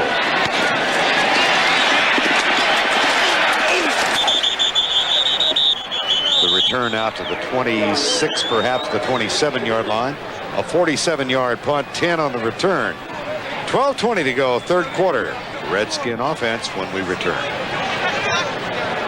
1st and 10 Redskins. They have a 6-point lead, 13-7. They have rushed for 81 yards so far. Ernest Miner trying to add to the total. And he is out across the 30 to the 32. The tackle made by Andre Waters. This Eagle team gives up an average of only 70 yards per game, but Washington, one of the best running teams in the league, they totaled 173 on the ground in game 1 between these two. Yards allowed today, rushing yards, New Orleans 53, and that is current, and Philadelphia has given up 87. Keep you abreast of that statistical battle. And there's Wes Hopkins with a shoulder-high hit. Going into the day, 92 yards separating the two teams for the rushing defense title. That is, of the 3 areas, total defense, passing defense, rushing defense, the one that might change today is this one. And this is a real macho one, too. The old get down and dirty up front in the pits, running the ball. You know, that's NFC football. And just to appraise you of it, if New Orleans allows 91 fewer yards than does Philadelphia, they would win that title. Irvins, Reggie White. That will take away from the total.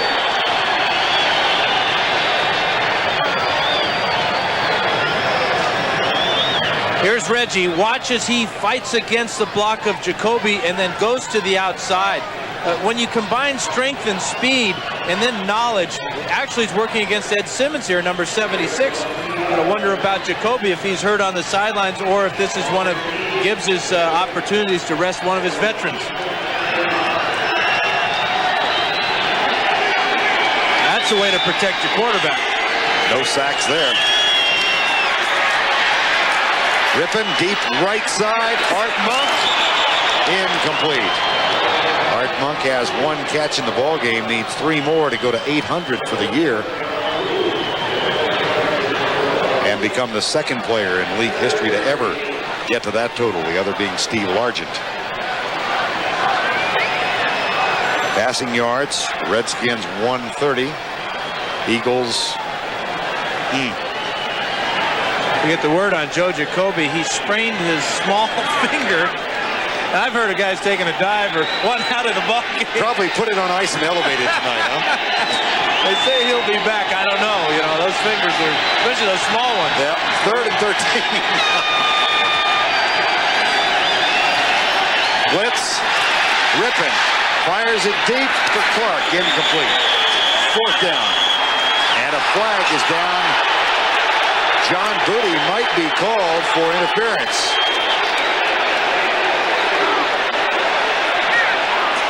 Andre Waters can't believe it. I think Andre may be claiming it was an uncatchable ball. Well, that's what the discussion is right now between the two officials there. You see them pushing the players away so they can talk in peace. That is the big question, and they're saying, yes, it was a catchable ball.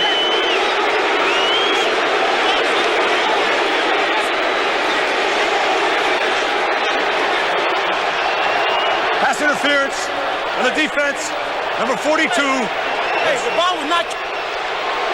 Well, I'm certainly glad that Dale Hamer turned the mic off at that appropriate moment. I think if we watch this closely and look at Booty's left hand, we'll see where the pass interference happens. There he pushes Clark, and that ball, I believe Gary Clark would have made that catch. That's a good call by the officials. The players are obviously going to say there's no way that Clark could have come back for that one, but that was his intention. He was on his way to it until that left hand pushed him away. That's a 25-yard penalty and a 1st down at the 40. Blitz coming again, and they got him! William Thomas. And that means that the best the Redskins can do is tie the Miami Dolphins of 1988. And of all people on this defense, William Thomas, a rookie, this is his first sack of his NFL career. Nobody blocks him. Free on the quarterback. Rippon goes down, and the record goes with him. From the left side, there's just nobody there. 7th sack of the season given up by the Redskins. If they don't allow any more, they will tie the Dolphins for the best ever in the league. That really got the crowd back into it, too. You know they were thinking about that sack record. There's the tackle in the running play. Ricky Irvins and Clyde Simmons.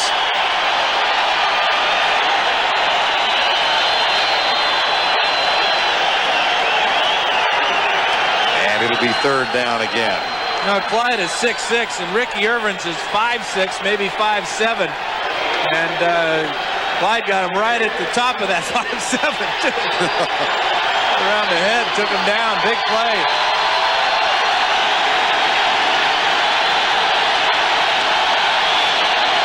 Third and 20.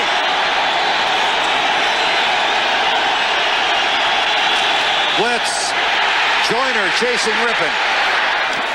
Incomplete. 4th down. Let's check in on the New Orleans-Phoenix game. Back to New York. Here's Greg Gumbel. All All right, Vern in Tempe, Arizona. Buford Jordan goes 3 yards for a New Orleans touchdown and a 20-3 lead in the third quarter. A Saints win gives them home field advantage against Atlanta in round 1 of the playoffs next week, Vern.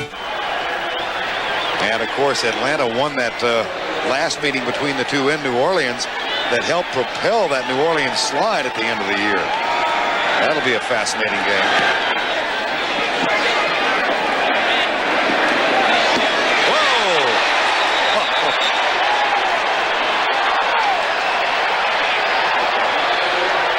Stephen Hobbs with the tackle.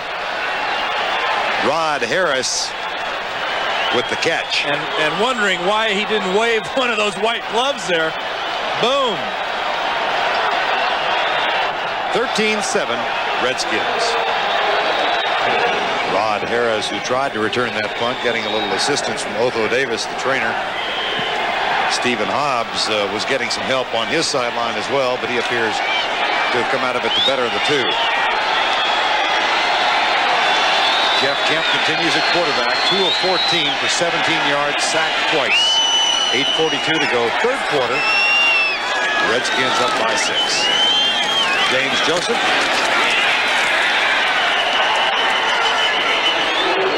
Tackle is made by Andre Collins. You mentioned Kemp's statistics, Vern. 2 of 14. Well, he was at one time 2 for 2. Right. It seemed like it was yesterday, but 12 in a row now without a completion. And to give you an indication of how things have gone for Philadelphia, he's also their leading runner with 15 yards. Second down, 11. Almost like this Redskin defense has something to prove in its showcase against the Eagle defense. Kemp back, pressure coming. Pass is caught by Fires. And Danny Copeland holds him up so that Brad Edwards and Andre Collins come over and complete the tackle. This is outstanding effort by Kemp. Number 1 to get rid of this ball. Watch the pressure. Again, it's Wilbur Marshall from the left side. Kemp bails out, but Copeland makes a fantastic tackle on Byers, 240 pounds, and Copeland just hanging on for dear life. This is the old bailout shot here by Kemp as he takes the shot from Wilbur Marshall. And it's 3rd and 10. Shotgun.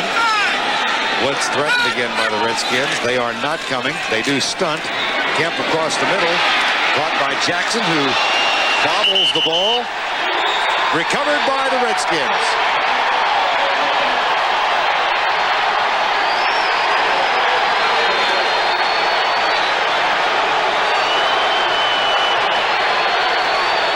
Monty Coleman down the bottom of that pile, 34 years old, still doing it on pass defense. This is his first fumble recovery of the year.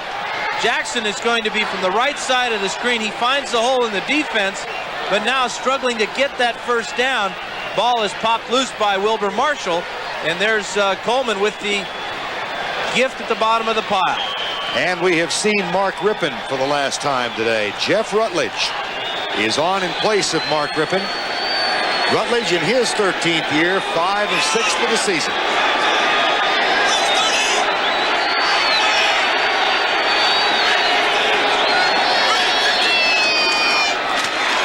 The handoff goes to Ricky Irvins at the 20-yard line. He doesn't get anything, except into a conversation with Andre Waters. Mike Golick made the initial hit, number 90. Earlier, Dallas came from behind. Emmett Smith won the rushing total in overtime. Eddie Murray's field goal gives Detroit the victory. Raul Allegre, 2 field goals. The Jets win. Tampa wins the Super Bowl. Pittsburgh over Cleveland, 17-10. And here's Rutledge into the end zone, tipped away by Wes Hopkins. Intended for Gary Clark. That's 2 touchdown-saving pass deflections by Hopkins.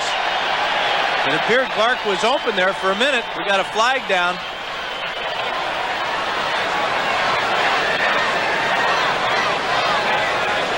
Holding, 69 the offense, 10-yard penalty, Still second down. We got Mark Schlereth. You know, you make the Pro Bowl and you get your name pronounced correctly. All year long, everybody has been calling Mark Schlereth, and he told us yesterday that even Coach Hannafin had a big trouble all year long with it. But now, you know, you make that Pro Bowl and people have to learn how to pronounce your name. Well, he's the only native Alaskan to ever make it in the league. His mother and dad still live in Anchorage. They bought a satellite and said it doesn't work. But they do have one place in Anchorage they go every Sunday to pick up the game, so I'm sure they are watching today. Second down and 20. Blitz. Joyner buries Rutledge. Rutledge did get rid of the ball. Boy, he broke his face mask. Now, if there's ever reason to have a penalty called on an illegal hit to the head, this has got to be pretty good evidence against it. Look at that face mask. You can't even see out of it. And what is the referee looking at? Joyner comes in head high, rips Rutledge in the face, bends his face mask up like a tin can.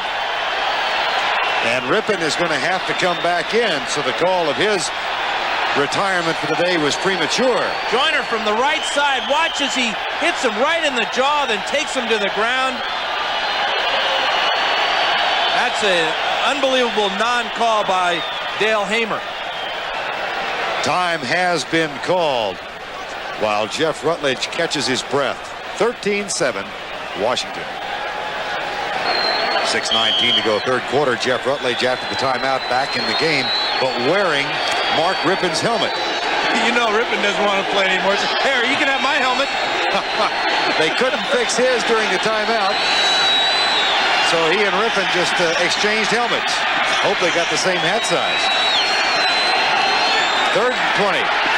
Rutledge, deep right side for Clark.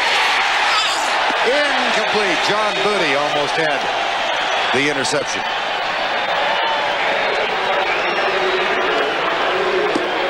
Remember, John Booty wasn't even slated to start today. He's more of a nickelback, number 42. But because of the suspension of Izell Jenkins, Booty got the start and played fairly well. Comes real close to the interception here, and then the ball goes through all the way to Clark. Here's the pressure on Jeff Rutledge. I bet he's real happy that they took Rippon out of the ball game. Right. I think he'd like to get Joyner out of the ball game. 47 yards. Good. Second from 47 today. And third field goal of the afternoon. A head bump from McKenzie. Chip Lohmiller increases the Redskin lead. It's now at 9. 6:09 to go, quarter number 3. Lohmiller's third field goal of the day is giving the Redskins a 16-7 lead. Roy Green and Heath Sherman wait for yet another kickoff from Chip Lohmiller. 6:09 to go, quarter number 3. Redskins trying to go 15-1, equal a record held by Chicago and San Francisco. And that touchback will come out to the 20-yard line. Coming up Saturday in prime time, CBS Sports presents the first of its college bowls this season, the Blockbuster Bowl. Live from Joe Robbie Stadium in Miami, Florida, the defending national champion Colorado Buffaloes will face the Crimson Tide of Alabama in a battle between Big 8 and SEC powerhouses. That's the Blockbuster Bowl at 9 o'clock Eastern on CBS. Well, and you're from Steamboat, Vern. I'm counting on you to give me the inside scoop. I will give you the skinny. You will love watching Darian Hagan. I can promise you that. First down and 10. And James Joseph throws to the left side, down at the 28-yard line.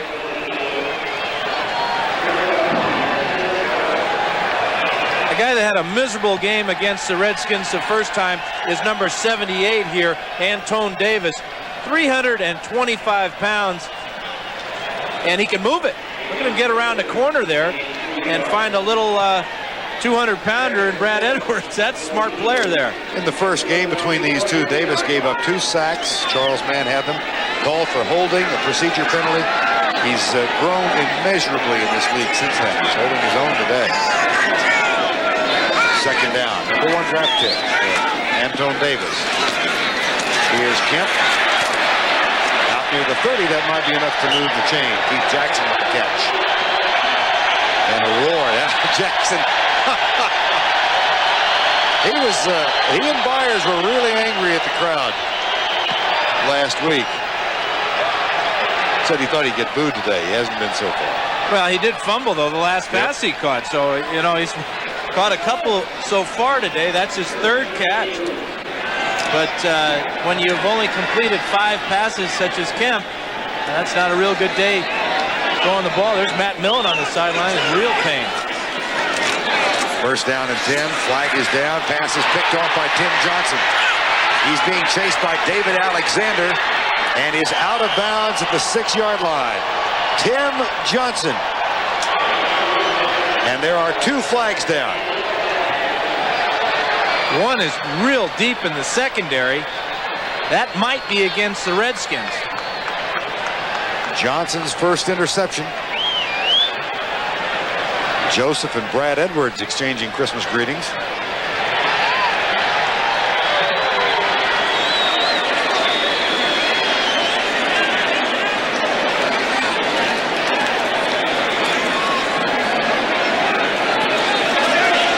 One of the nice things about this afternoon's game that we haven't had any replays by the replay officials. I wish you hadn't mentioned that. I really wish you'd never brought it up. Oftentimes this man here is the center of attention, whether he likes it or not. But they're having, we might as well have a replay on this one. They're not getting it straight down on the field. 2 fouls on this play.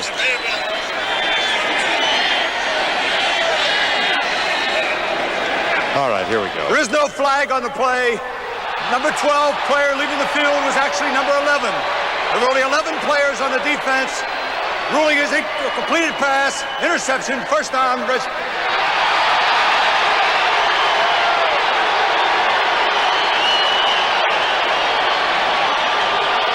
And here's the interception for Tim Johnson. That one just kind of went right into the old face mask here. But the Redskins were substituting and got their 12th man off the field just in time. And a return of 24. Jason Buck put the pressure on Jeff Kemp, and Tim Johnson will put that on the mantle to go with the stockings on Christmas. Here's Andre Collins, and he's running to get off the field. The ball is snapped, it appeared, when he was still on the field.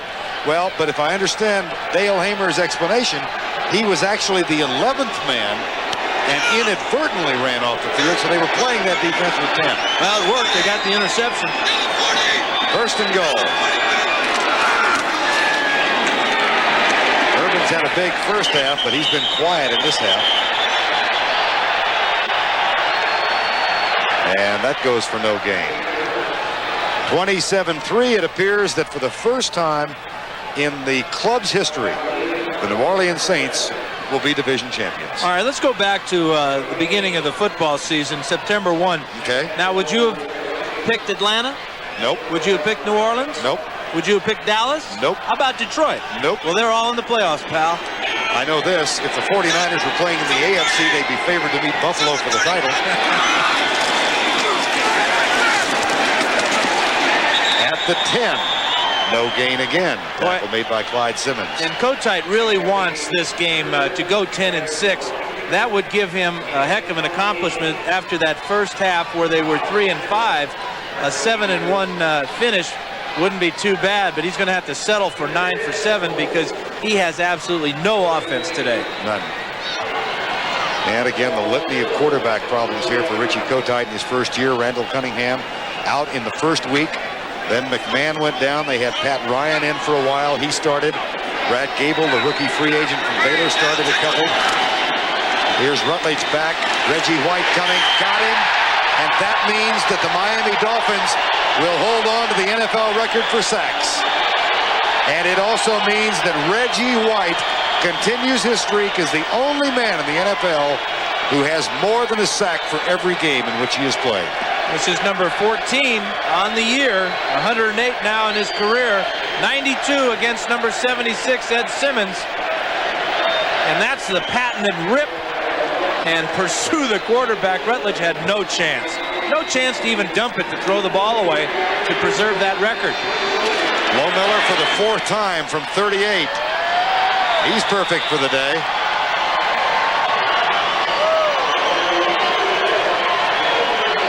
Chip Lohmiller, and that is his 30th field goal completed or made in 1991. 19-7. The Washington Redskins trying to equal the effort of the Chicago Bears of '85 and the 49ers of '84 and go 15-1 for the season. Reggie White, what a man of great dignity and class. And a lot of talent, too, as a football player. But I think the point you make, Vern, about the class and the dignity part of it really is contagious.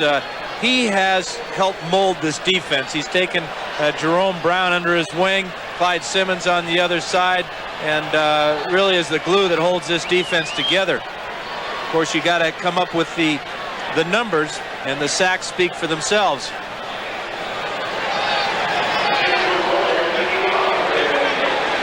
Well, how is this playoff picture evolving in the NFC? Of course, we know the teams. It's a matter of who plays where.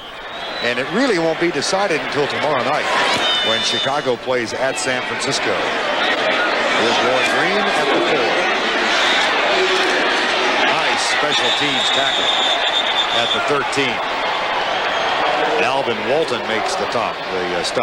Here are the playoff teams. The Redskins, Detroit, and Chicago still fighting for the NFC Central. Dallas, New Orleans, and Atlanta.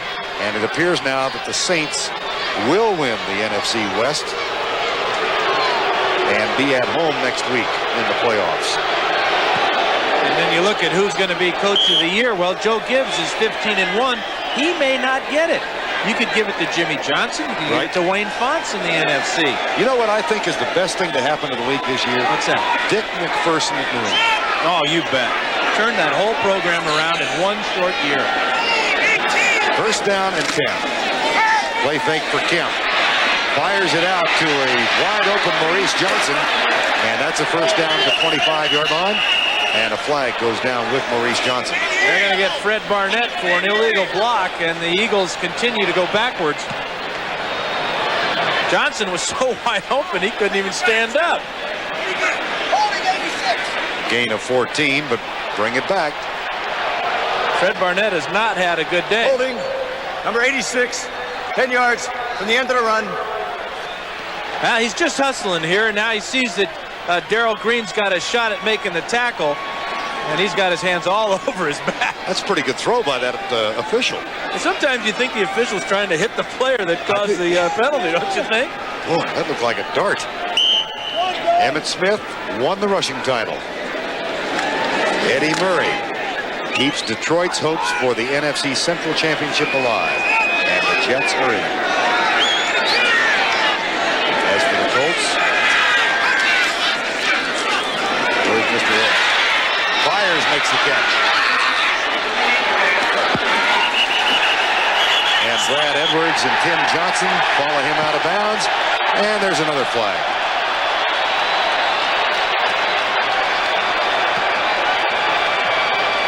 Why do you want to go and treat me that way?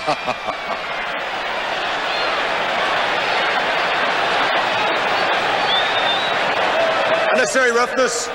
Number 78 of the defense, 15 yards, first down.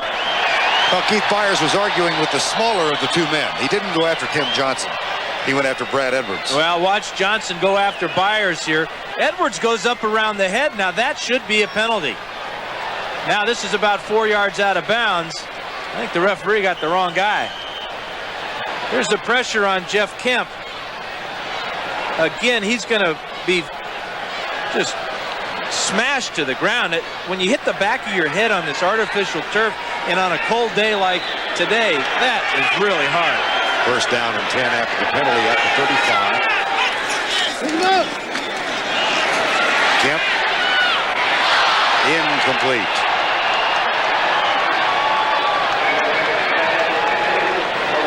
Well, 58,000 plus have come here to the vet. A lot of no-shows. 7,000 or so. That's really not a lot, I guess, with Philadelphia out. Not as many as I thought it would be. that big loss last week to Dallas, people overlooked the fact that the Eagles had won 3 in a row on the road and came back in here to the vet expecting to beat Dallas, but Dallas is the surprise team in the NFL in my book. And right at this point, the most dangerous team is when you look forward to the playoffs.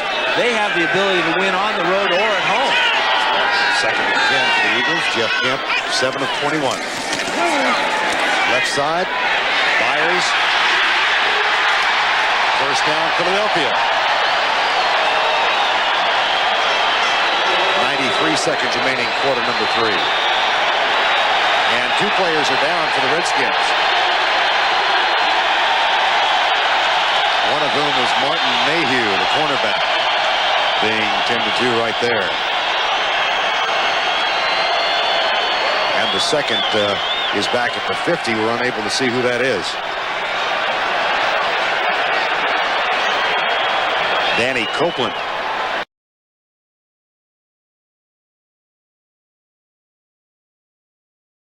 The safety. This is what Gibbs feared coming into the vet playing the Eagles, where they had so many injuries in the past. Alvin Walton has come in, and A.J. Johnson as their substitutes.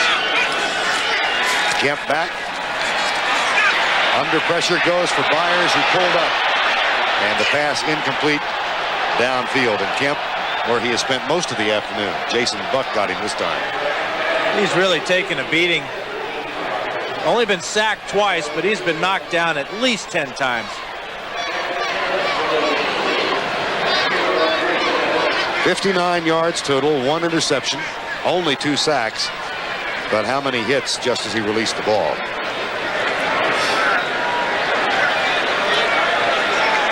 Jackson goes and lines up tight to the left side.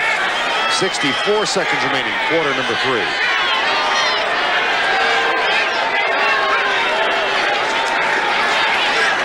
That pass complete. Calvin Williams hangs on to it at the Redskin 44-yard line in front of Anthony Johnson.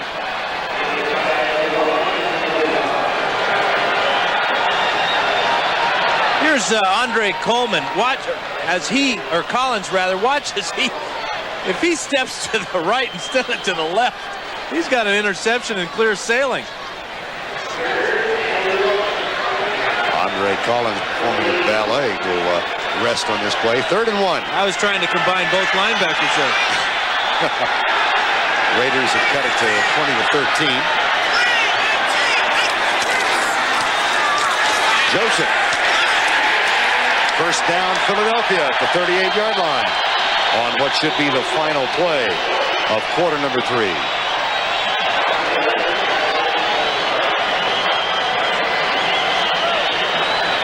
That's the end of the 3rd quarter with our score. The Washington Redskins 19, Philadelphia 7. Our coverage continues after this message from your local station. You're watching the NFL on CBS. Back at Veterans Stadium in Philadelphia, where they come in all sizes and colors. He's looking for a tryout as the Eagles' next quarterback. 19 to 7. Oh, Santa. That was not eggnog. He was pouring into that cup. That was eggnog light. Final quarter. Vern Lundquist and Dan Fouts from Veterans Stadium. First down and 10. Eagles, they trail by 12. That one is tipped and incomplete, intended for Keith Jackson.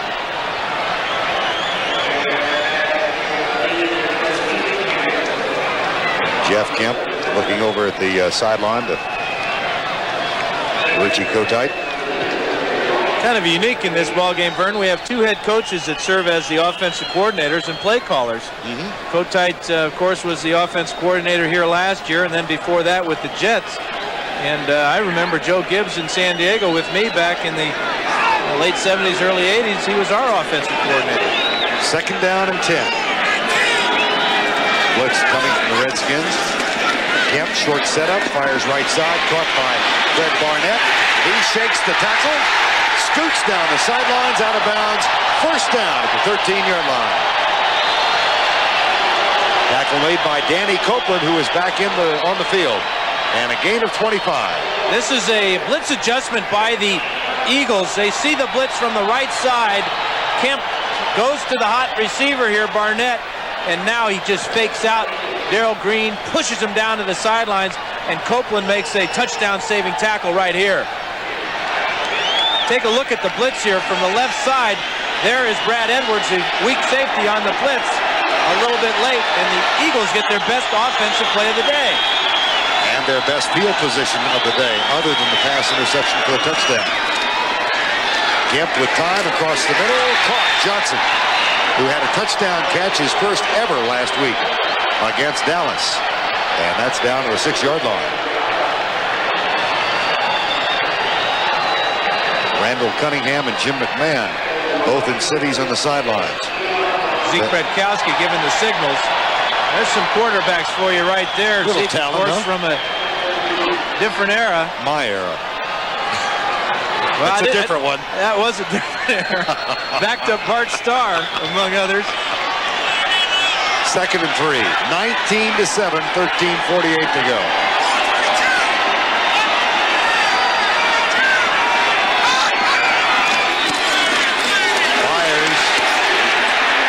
Charges inside the 5 to the 3, and that's enough for a first down.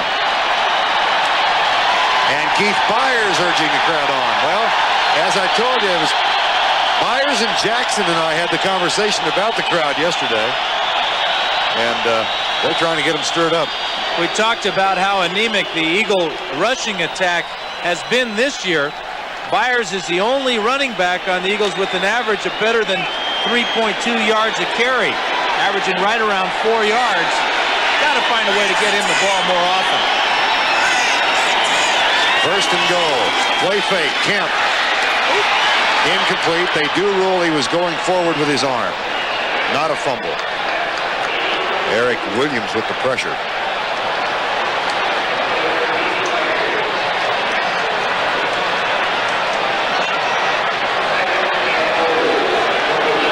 Watch on the rollout here. Kemp wants to get rid of this ball early because he felt that pressure by Eric Williams.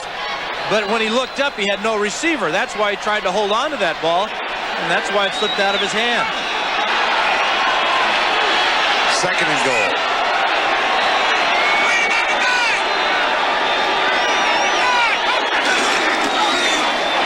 Byers and Kemp collide.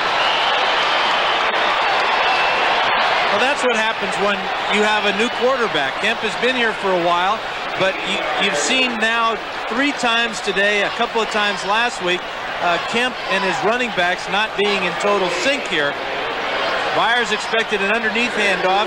Kemp did not get out of the way far enough, trying a little misdirection right in the middle, and the Eagles had that first down a couple plays ago, but they haven't gone anywhere with it. 13th play of the drive, and they do need a touchdown. 3rd and goal. Play action in the end zone. Wide open. Jackson. Touchdown.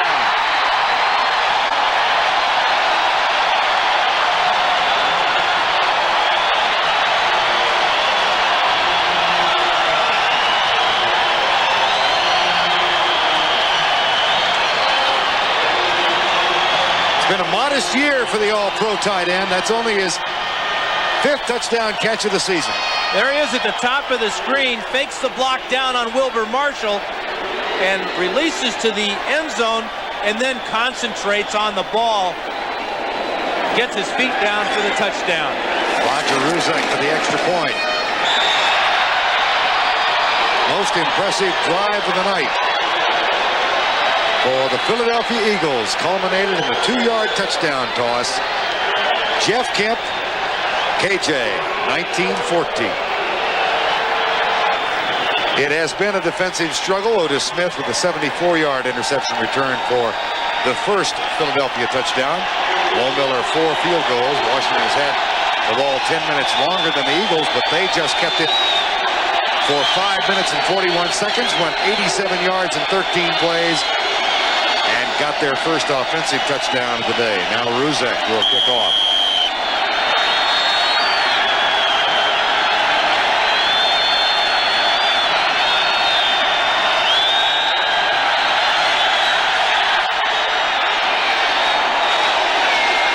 Irvin staggers and gets under it. Flag comes flying way downfield. That'll cost the Redskins.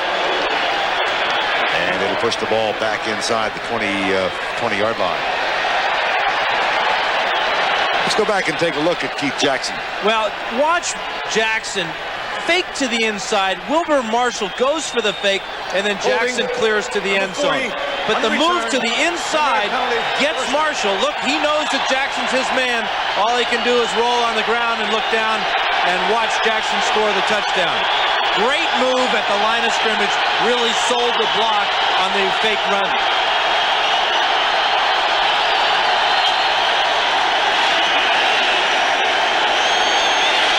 First and 10 from the 15.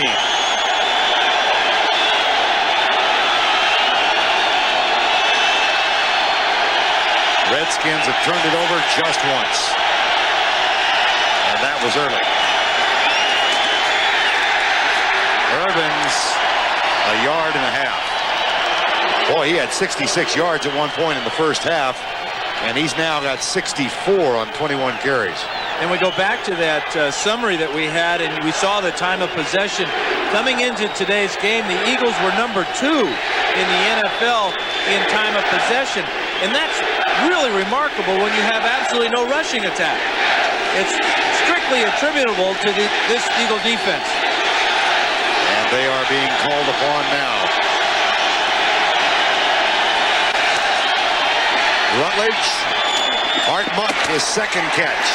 Short of the first down, and no flag as Mike Golick made the late contact and then quickly looked like a wrestler making a tag. The hands came up immediately. Yeah, he was into a halfway body slam there. Art Monk's second catch gives him 798 for his career. I remember when Charlie Joyner became the all-time leading pass receiver when I played with him in San Diego, and everybody on the team felt so happy for him because he's such a class guy. It reminds me a lot of Art Monk and his situation with the Redskins. 3rd and 4, 10:35 to go. Monk in motion, left side. And that is an incomplete pass. Philadelphia has held.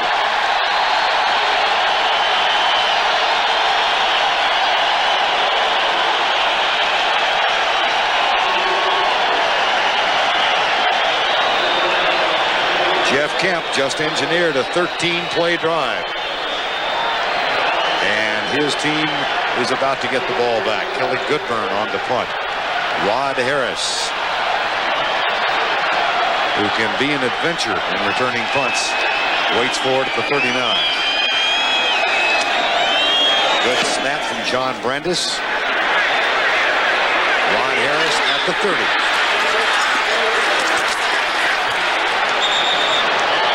Down at the 37.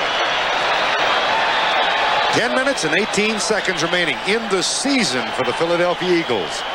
They would like to end it on an up note. They trail by 5.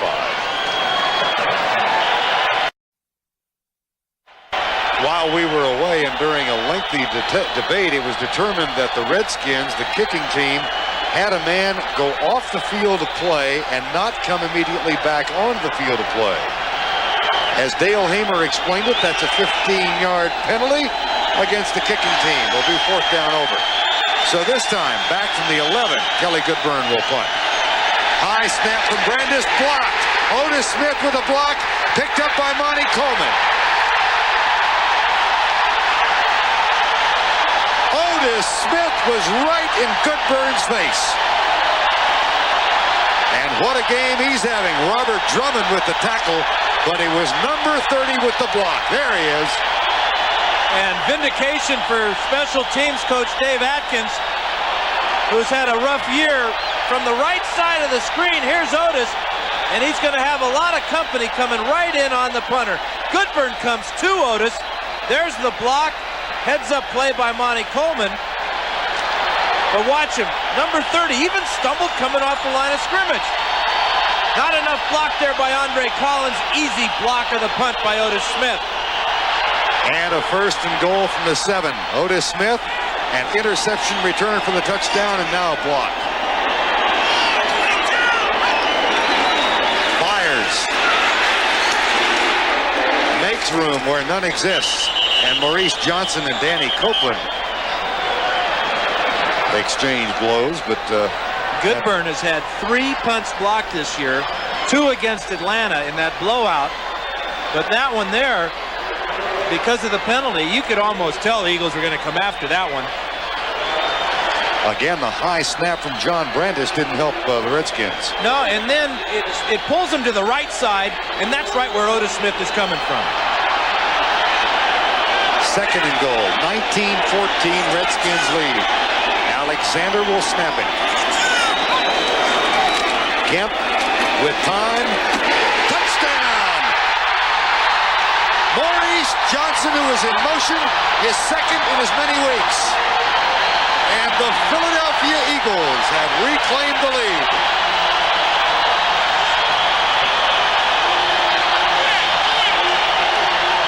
Now these people have waited a long time to cheer. This is a great throw and catch. First it's Kemp with the protection, the lane to throw through, the catch with the hands, and then the determination to get in the end zone. 2 touchdown passes for Jeff Kemp here in the 4th quarter. Roger Ruzek to attempt the extra point.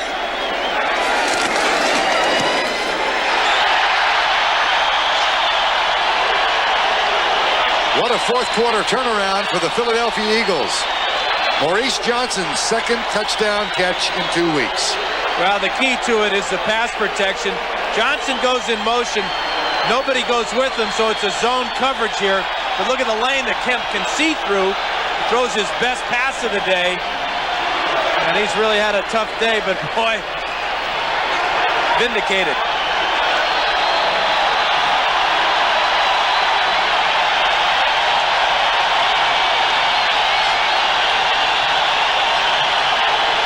Wayne Sevier.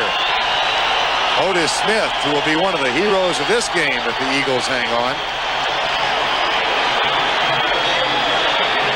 And Roger Ruzek will kick off. 21-19. Did you see the towel he had? He had number 26 and number 30 on there. Obviously, number 30 is his own number, but 26 is Ben Smith's number, the cornerback, second-year guy who was down with a knee injury. A knee injury, as a matter of fact, that will keep him out into the 1992 season. That's really a neat tribute, though, for one player to do that for a fallen comrade. Urbans and Mitchell will wait in anticipation of receiving Ruzek's kick. 21-19, 9:14 to go.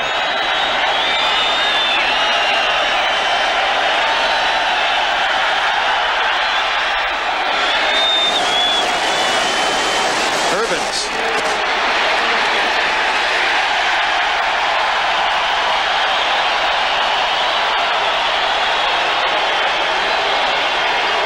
Yard return. The one thing they talk about Jeff Kemp is that he's a competitor and he fights his way through a lot of different situations. He was absolutely miserable in that first half and much of the 3rd quarter, but he's come back. Remember, he missed 12 passes in a row at one time. 2 of 12 in the first half and then missed 2 more. But in the second half, 11 of 18. 2 touchdowns. And that interception was a deflected pass when he had a lot of pressure on him. Eagles threatening the blitz on first down. Rutledge, play fake.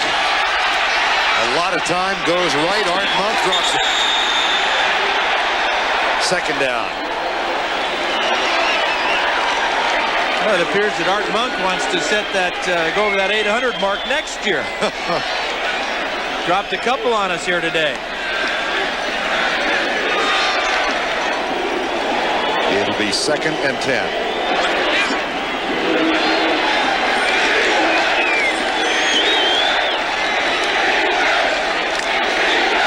New Orleans with a minute City looks like they might be home next week. Denver hangs on to a three-point edge. Here, the Eagles lead by 2. Rutledge on the rollout. A stop-and-go pattern for Art Monk. Waters is down there. Monk again can't hang on.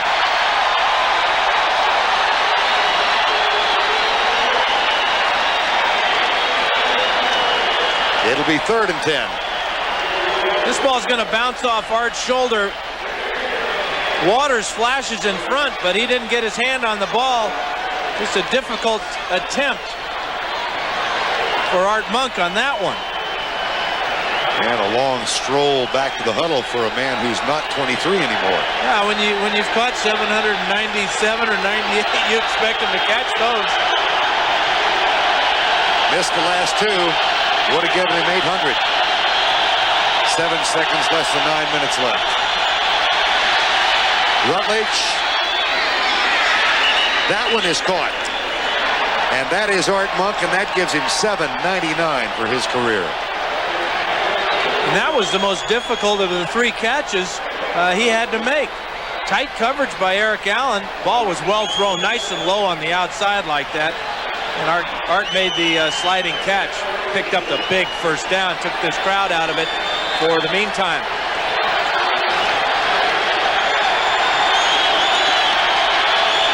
First and 10. Washington trailing 21-19, 8:13 to go.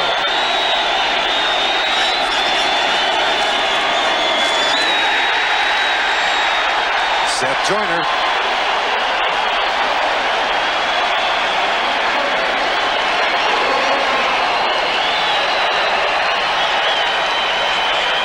About Seth Joyner, number 59 here. When you talk to Kotite about him, he says he's a dream player. He prepares hard, he works hard, and he's never satisfied. Well, we'll give you an update on the New Orleans Saints. They have won it, and they are the NFC Western Division champions for the first time in the club history. Again, Rutledge rolling out this time to his right. Art Monk has just caught his 800th pass. What an accomplishment.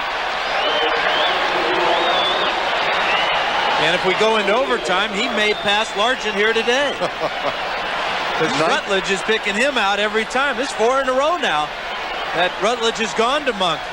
It's the deep comeback on the outside. And Rutledge showing off that he still has a lot of zip in his arm with the rollout, trying to get away from that pressure. Art is a physical receiver, 6'3", 210. He pushes Booty aside, makes the catch. And another first down. Time has been called by the Washington Redskins. And Jeff Rutledge goes over to chat with Joe Gibbs. Shows you the versatility of the Redskins offense. Here in the 4th quarter, they've not been able to run the ball at all, but they have enough offense with their posse receivers, and in particular Art Monk, to where Gibbs can go away from the running game and feel comfortable and confident that they can pick it up through the air. Is this a complicated offense that they run? No, it's not. The complication comes in the different looks that Joe will give you with the lining up of the personnel, jumbo personnel at one time, heavy personnel with the big tight ends, or he can spread them all out with the little wide receivers. It's really the complete package. And then you add those running backs, Biner, Irvins, and Riggs. Joe Gibbs is in good shape heading into these playoffs. Whether they win today or not, doesn't really matter. They trail right now by 2, but they've got a first down and 10 at their own 40-yard line. 7:02 remaining in the ballgame. Terry Orr starts in motion. Rutledge deep left side for Terry Orr. Caught! He's having a terrific year.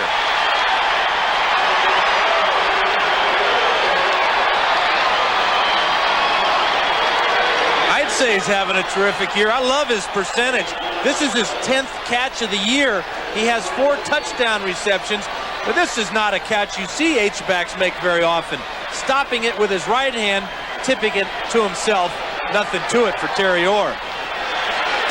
For those of you expecting to see 60 minutes, you're watching the NFL on CBS in the game between the Washington Redskins and the Philadelphia Eagles. I'm Vern Lundquist and Dan Fouts. Our score 21-19 Philadelphia. 60 minutes to be seen in its entirety immediately following this game, except in the West Coast. And an incomplete attempt into the end zone. Art Monk. Wes Hopkins defending. 21-19 if you did just join us. The Redskins seem to be well in command with a 19-7 lead. But then a 13-play drive was engineered by Jeff Kemp. He found Keith Jackson in the end zone for a touchdown to make it 19-14. On the ensuing series, Kelly Goodburn's punt blocked by Otis Smith. And Maurice Judson caught a short pass from Kemp to put the Eagles on top. Now, Washington driving. Second down. Art Monk has 801. And you hear coaches talk about, well, we need our special teams to play big. Our defense has to play well in our offense. Well, Richie Kotite has a touchdown from his defense on Otis Smith's interception. They get the block punt by Otis Smith that sets up a touchdown and that nice 13-play drive. So for Kotite, all three phases of his team are finally getting going. 5:54 to go. Washington trying to go 15-1 and become the third team in league history to do so in regular season. Flags are down. They'll bring the play back and start it over.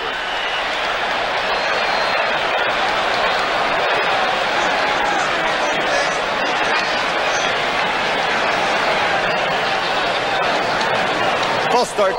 Prior to the snap. Number 85. 5-yard penalty. Still third down. Don Warren. And Gibbs has done some substituting along that offensive line. Mark Addix is taking Lachey's spot.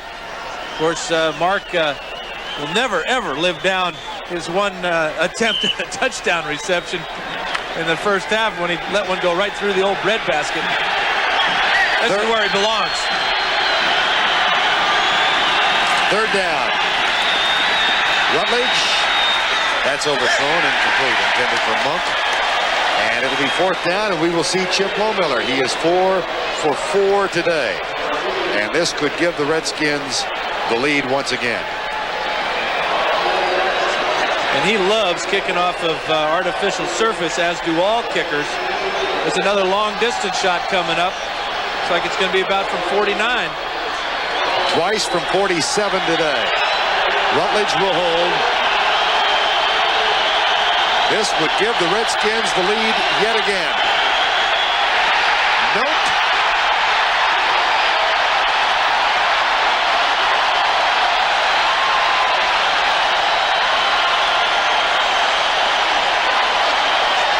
.5:21 remaining in regulation play. Eagles by 2. Veterans Stadium in Philadelphia. Site of an NFL game for the last time in 1991. The Eagles have come from behind. They lead by 2. Trying to go 10-6 for the year. That guy first saw a game here in Philadelphia when Chuck Bednarik and Pete Pihos were playing. It's Jim McMahon.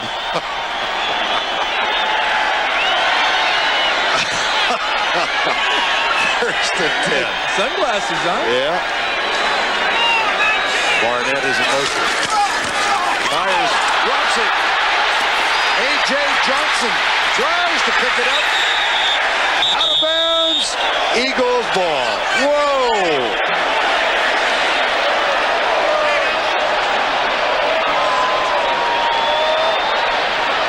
Just like being at the county fair, Vern, the old grease pig contest here. Believe me, I know what this is like. I fumbled enough to know that this ball is hard to get at times. Johnson's got clear sailing right now if he can only pick it up. Of course, all his buddies aren't helping him much. Again, it's a mistake on a handoff between Kemp and one of his running backs. And poor A.J. Johnson, he's got no chance at all with those hands. It's amazing. I wonder if he eats with those hands. That's why they call it an ovoid steroid, or oblate steroid, right? Kemp, whatever that is, almost picked off. Well, the Eagles are leading here. The Saints have won. Let's go back to Greg Gumbel. All right, Vern, these are the happy New Orleans Saints in their locker room in Sun Devil Stadium. Their 27-3 victory over Phoenix gives them their first divisional championship in their 25-year history, and they will host the Atlanta Falcons next week in an NFC playoff game, Vern. All right, Greg, it was a struggle since they were 9-1. And look out Bourbon Street. Yes. But they hung in there. And that battle next week against Atlanta in the Superdome, oh, what a scene that'll be. Richie Kotite looks on. His team leading by 2. They're going to have to call timeout. The play clock is down to 1. And they call timeout with 4:48 remaining in the ball game. Into that fumble by Byers that Johnson couldn't pick up. Kemp made the play by knocking it out of bounds. Detroit wins today. That means Chicago must win tomorrow night to win the division championship. The Jets are in the playoffs. Miami is out. Tampa Bay means Indianapolis gets the first pick and the 4th. Pittsburgh wins. Will Chuck Noll be back? Cincinnati defeats New England. Will Sam Weiss be back? New Orleans beats Phoenix. Jim Mora will be back. And Kansas City will host the Raiders in the playoff next week. That is a wild card spot. And lose. The Raiders not only lose the game, but they lose that home field advantage. And the Denver Broncos, because the Giants gave them some help yesterday, get a week off and a home playoff game. And what a turnaround for the Denver Broncos this season. 3rd and 22. Joseph. Darrell Green makes first contact. Wilbur Marshall helps out. And it'll be 4th down with 4:36 to go in the game. Brian Mitchell back to return it.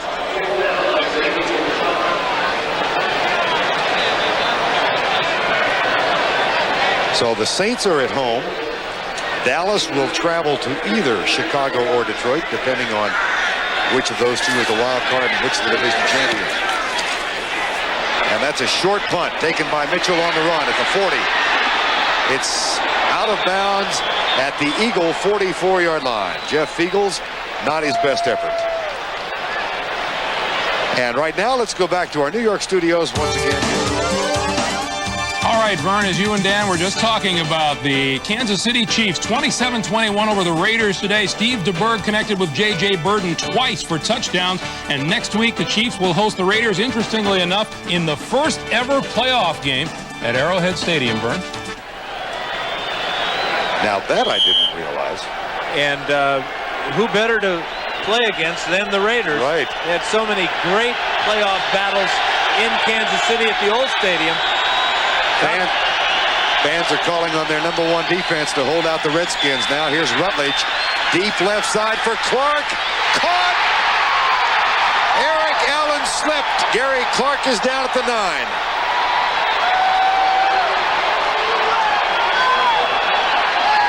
Well, Rutledge must have gone over and talked to Gary Clark and said, hey, listen, I know I haven't thrown you a ball all afternoon. Why don't you see what you can do on the deep corner route? Perfect pass by Rutledge. Leads Clark. He doesn't lose stride. He even gets tripped up. But his determination, which he's so famous for, his toughness, the concentration to make this grab and hang on as he hits the turf. Great play. 1st and goal at the 9-yard line. Redskins trail by 2. 3:29 to go. Monk in motion. Ricky Irvins dropped at the 10.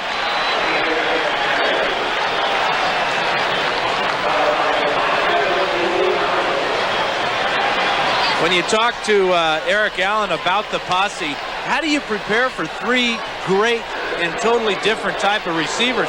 He says that with Art Monk, you got to be aware that he's going to be very physical with you.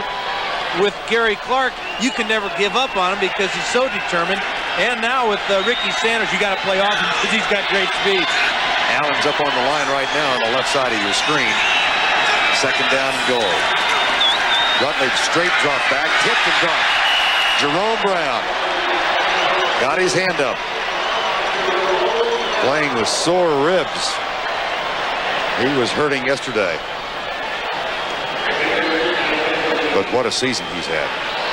Very unique to have as many tackles as Jerome Brown has, because he plays where all the action is, but also where everybody's blocking him. It's almost impossible to block him one-on-one. He came into the game with 124 tackles. That's an unheard of number for a defensive tackle.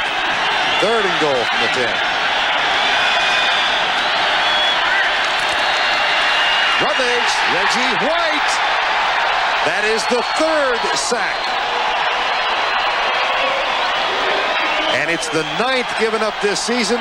The first time this year that the Redskin offense has given up 3 sacks in a game. Here he is at the bottom of the screen here, number 92.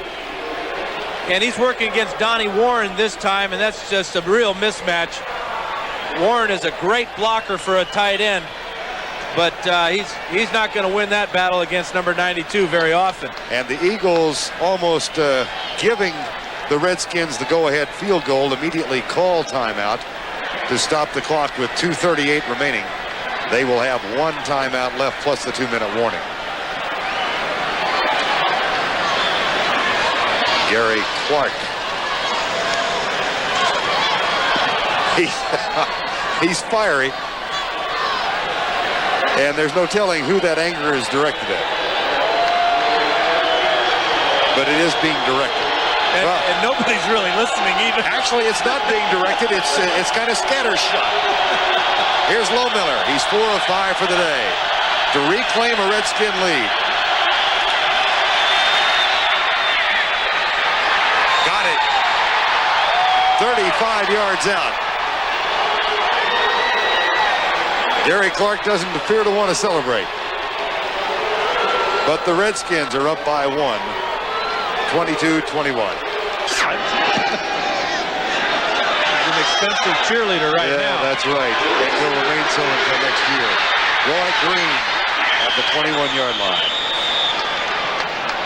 One thing Jeff Kemp told us yesterday when I asked him, what is his grasp of the offense now? Where is he as far as being with the Eagles? This is the toughest part to learn as a 2-minute offense, but he finally feels comfortable with it, that he has a grasp and that there won't be the mistakes that he had last week against Dallas.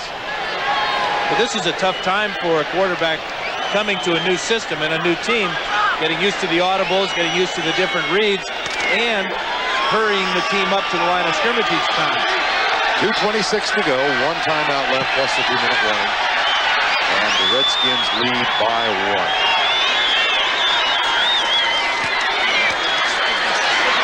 Kemp, caught, 33.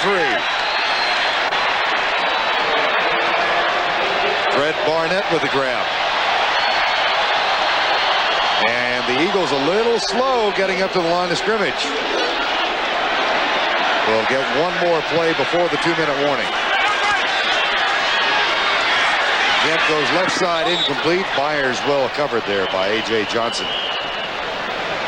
And we are at the 2-minute warning. Redskins have come back to claim a 1-point edge, 22-21. Bruzak hoping he gets a chance to put the Eagles on top. He has had a terrific season. 22-21 right now with 1:59 to go. Philadelphia 1 timeout and a 2nd down and 10 at their own 33-yard line. 4-man rush by Washington. Kemp right side. Caught by Barnett, but that doesn't do them any good at all. And it'll be 3rd down. And he only has 1 timeout to work with. This is the most important 3rd down conversion of the year for the Eagles. They haven't been real successful in this area.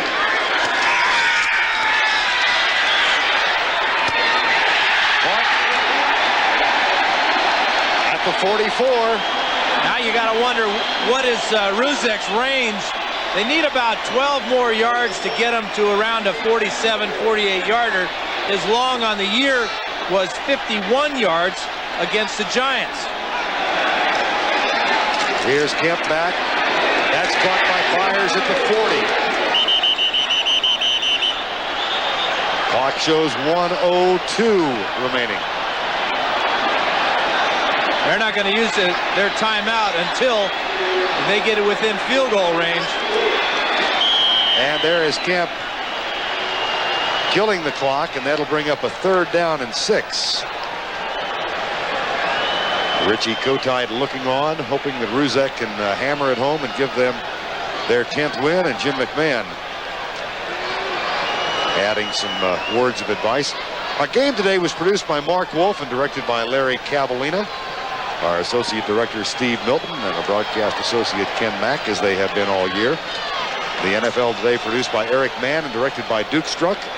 The senior producer of the NFL on CBS is Ed Gorin, and the executive producer is Ted Shaker. And we also want to give good wishes to Ed Kushner, technical supervisor at our local affiliate WCAU, retiring at the end of the year. 41 years of covering the NFL on CBS. At the 30, Fred Barnett.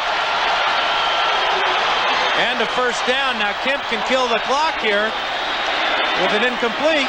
He does. What a turnaround for Jeff Kemp and Fred Barnett. Roy Green comes in. If they chose to kick now, it would be a 47-yarder. Do they want to get it a little closer? Oh, absolutely. They'd like to get it all the way in the end zone. And watch for the Redskins now to come with a blitz to try and sack Kemp, to push Ruzek out of his range, or at least to the very edge of it.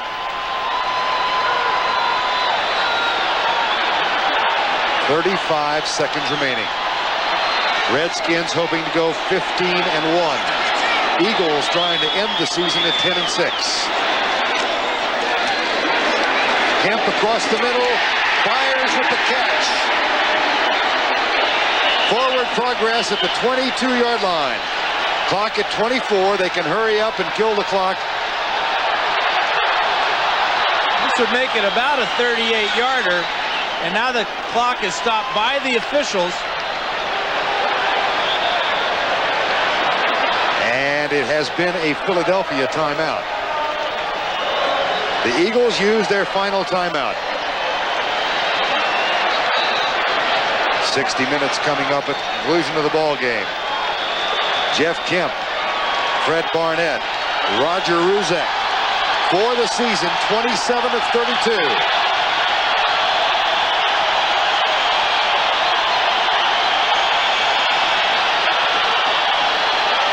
Eagles will hold.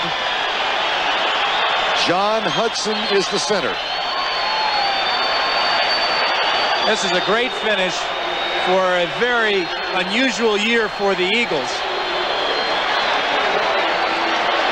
38 yards out. Ruzek has missed just one from between the 30 and 40 this season.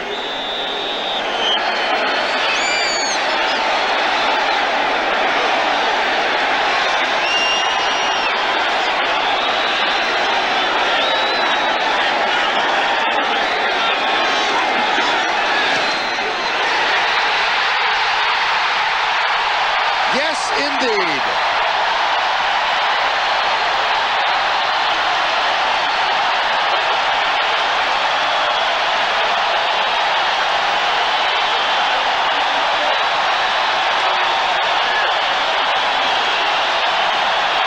Ryan Ruzek hit it right in the heart, too. There was no doubt about it. Once it was airborne, right in the middle, plenty of distance, and the Eagles will win 10 games this year, making it the 4th year in a row they've won at least 10.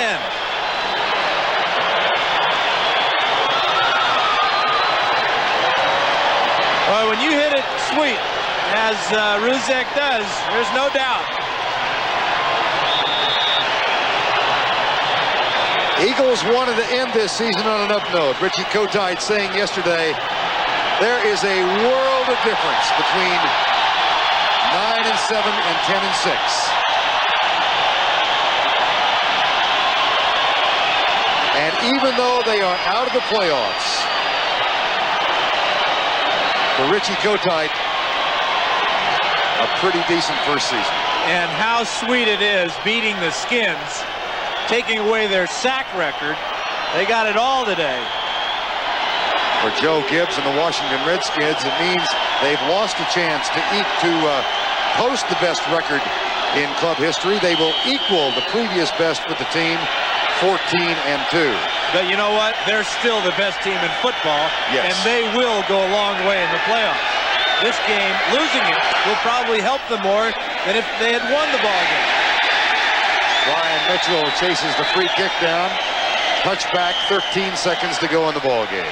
This makes Gibbs' job of motivation and preparation all the much easier, especially with a week off now, to get everybody healthy and to have them forget about this one. And really a super year for the Eagles. 3-5, losing their star quarterback first play of the second quarter this year in the first game, and having Kemp, their sixth guy, come through with a big fourth quarter. Final 13 seconds of the ball game. Well, you think back now, Seth Joyner saying to us yesterday, if only we could have back the Tampa Bay game. Up by 13 with 5 minutes to go to Tampa Bay. Rutledge.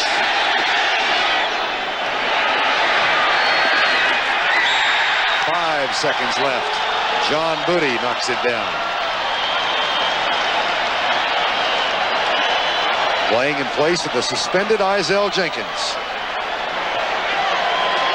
Well, the one thing that Gibbs was afraid of coming into the game was injuries. We saw Martin Mayhew get knocked out, but he did go off the field under his own power.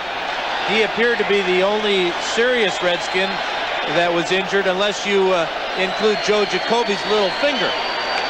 Roger Ruzek might have been a Pro Bowl aspirant. He was an aspirant. Should have perhaps have won that honor. Lohmiller got it. And here's what should be the final play of the game. Rutledge. Incomplete.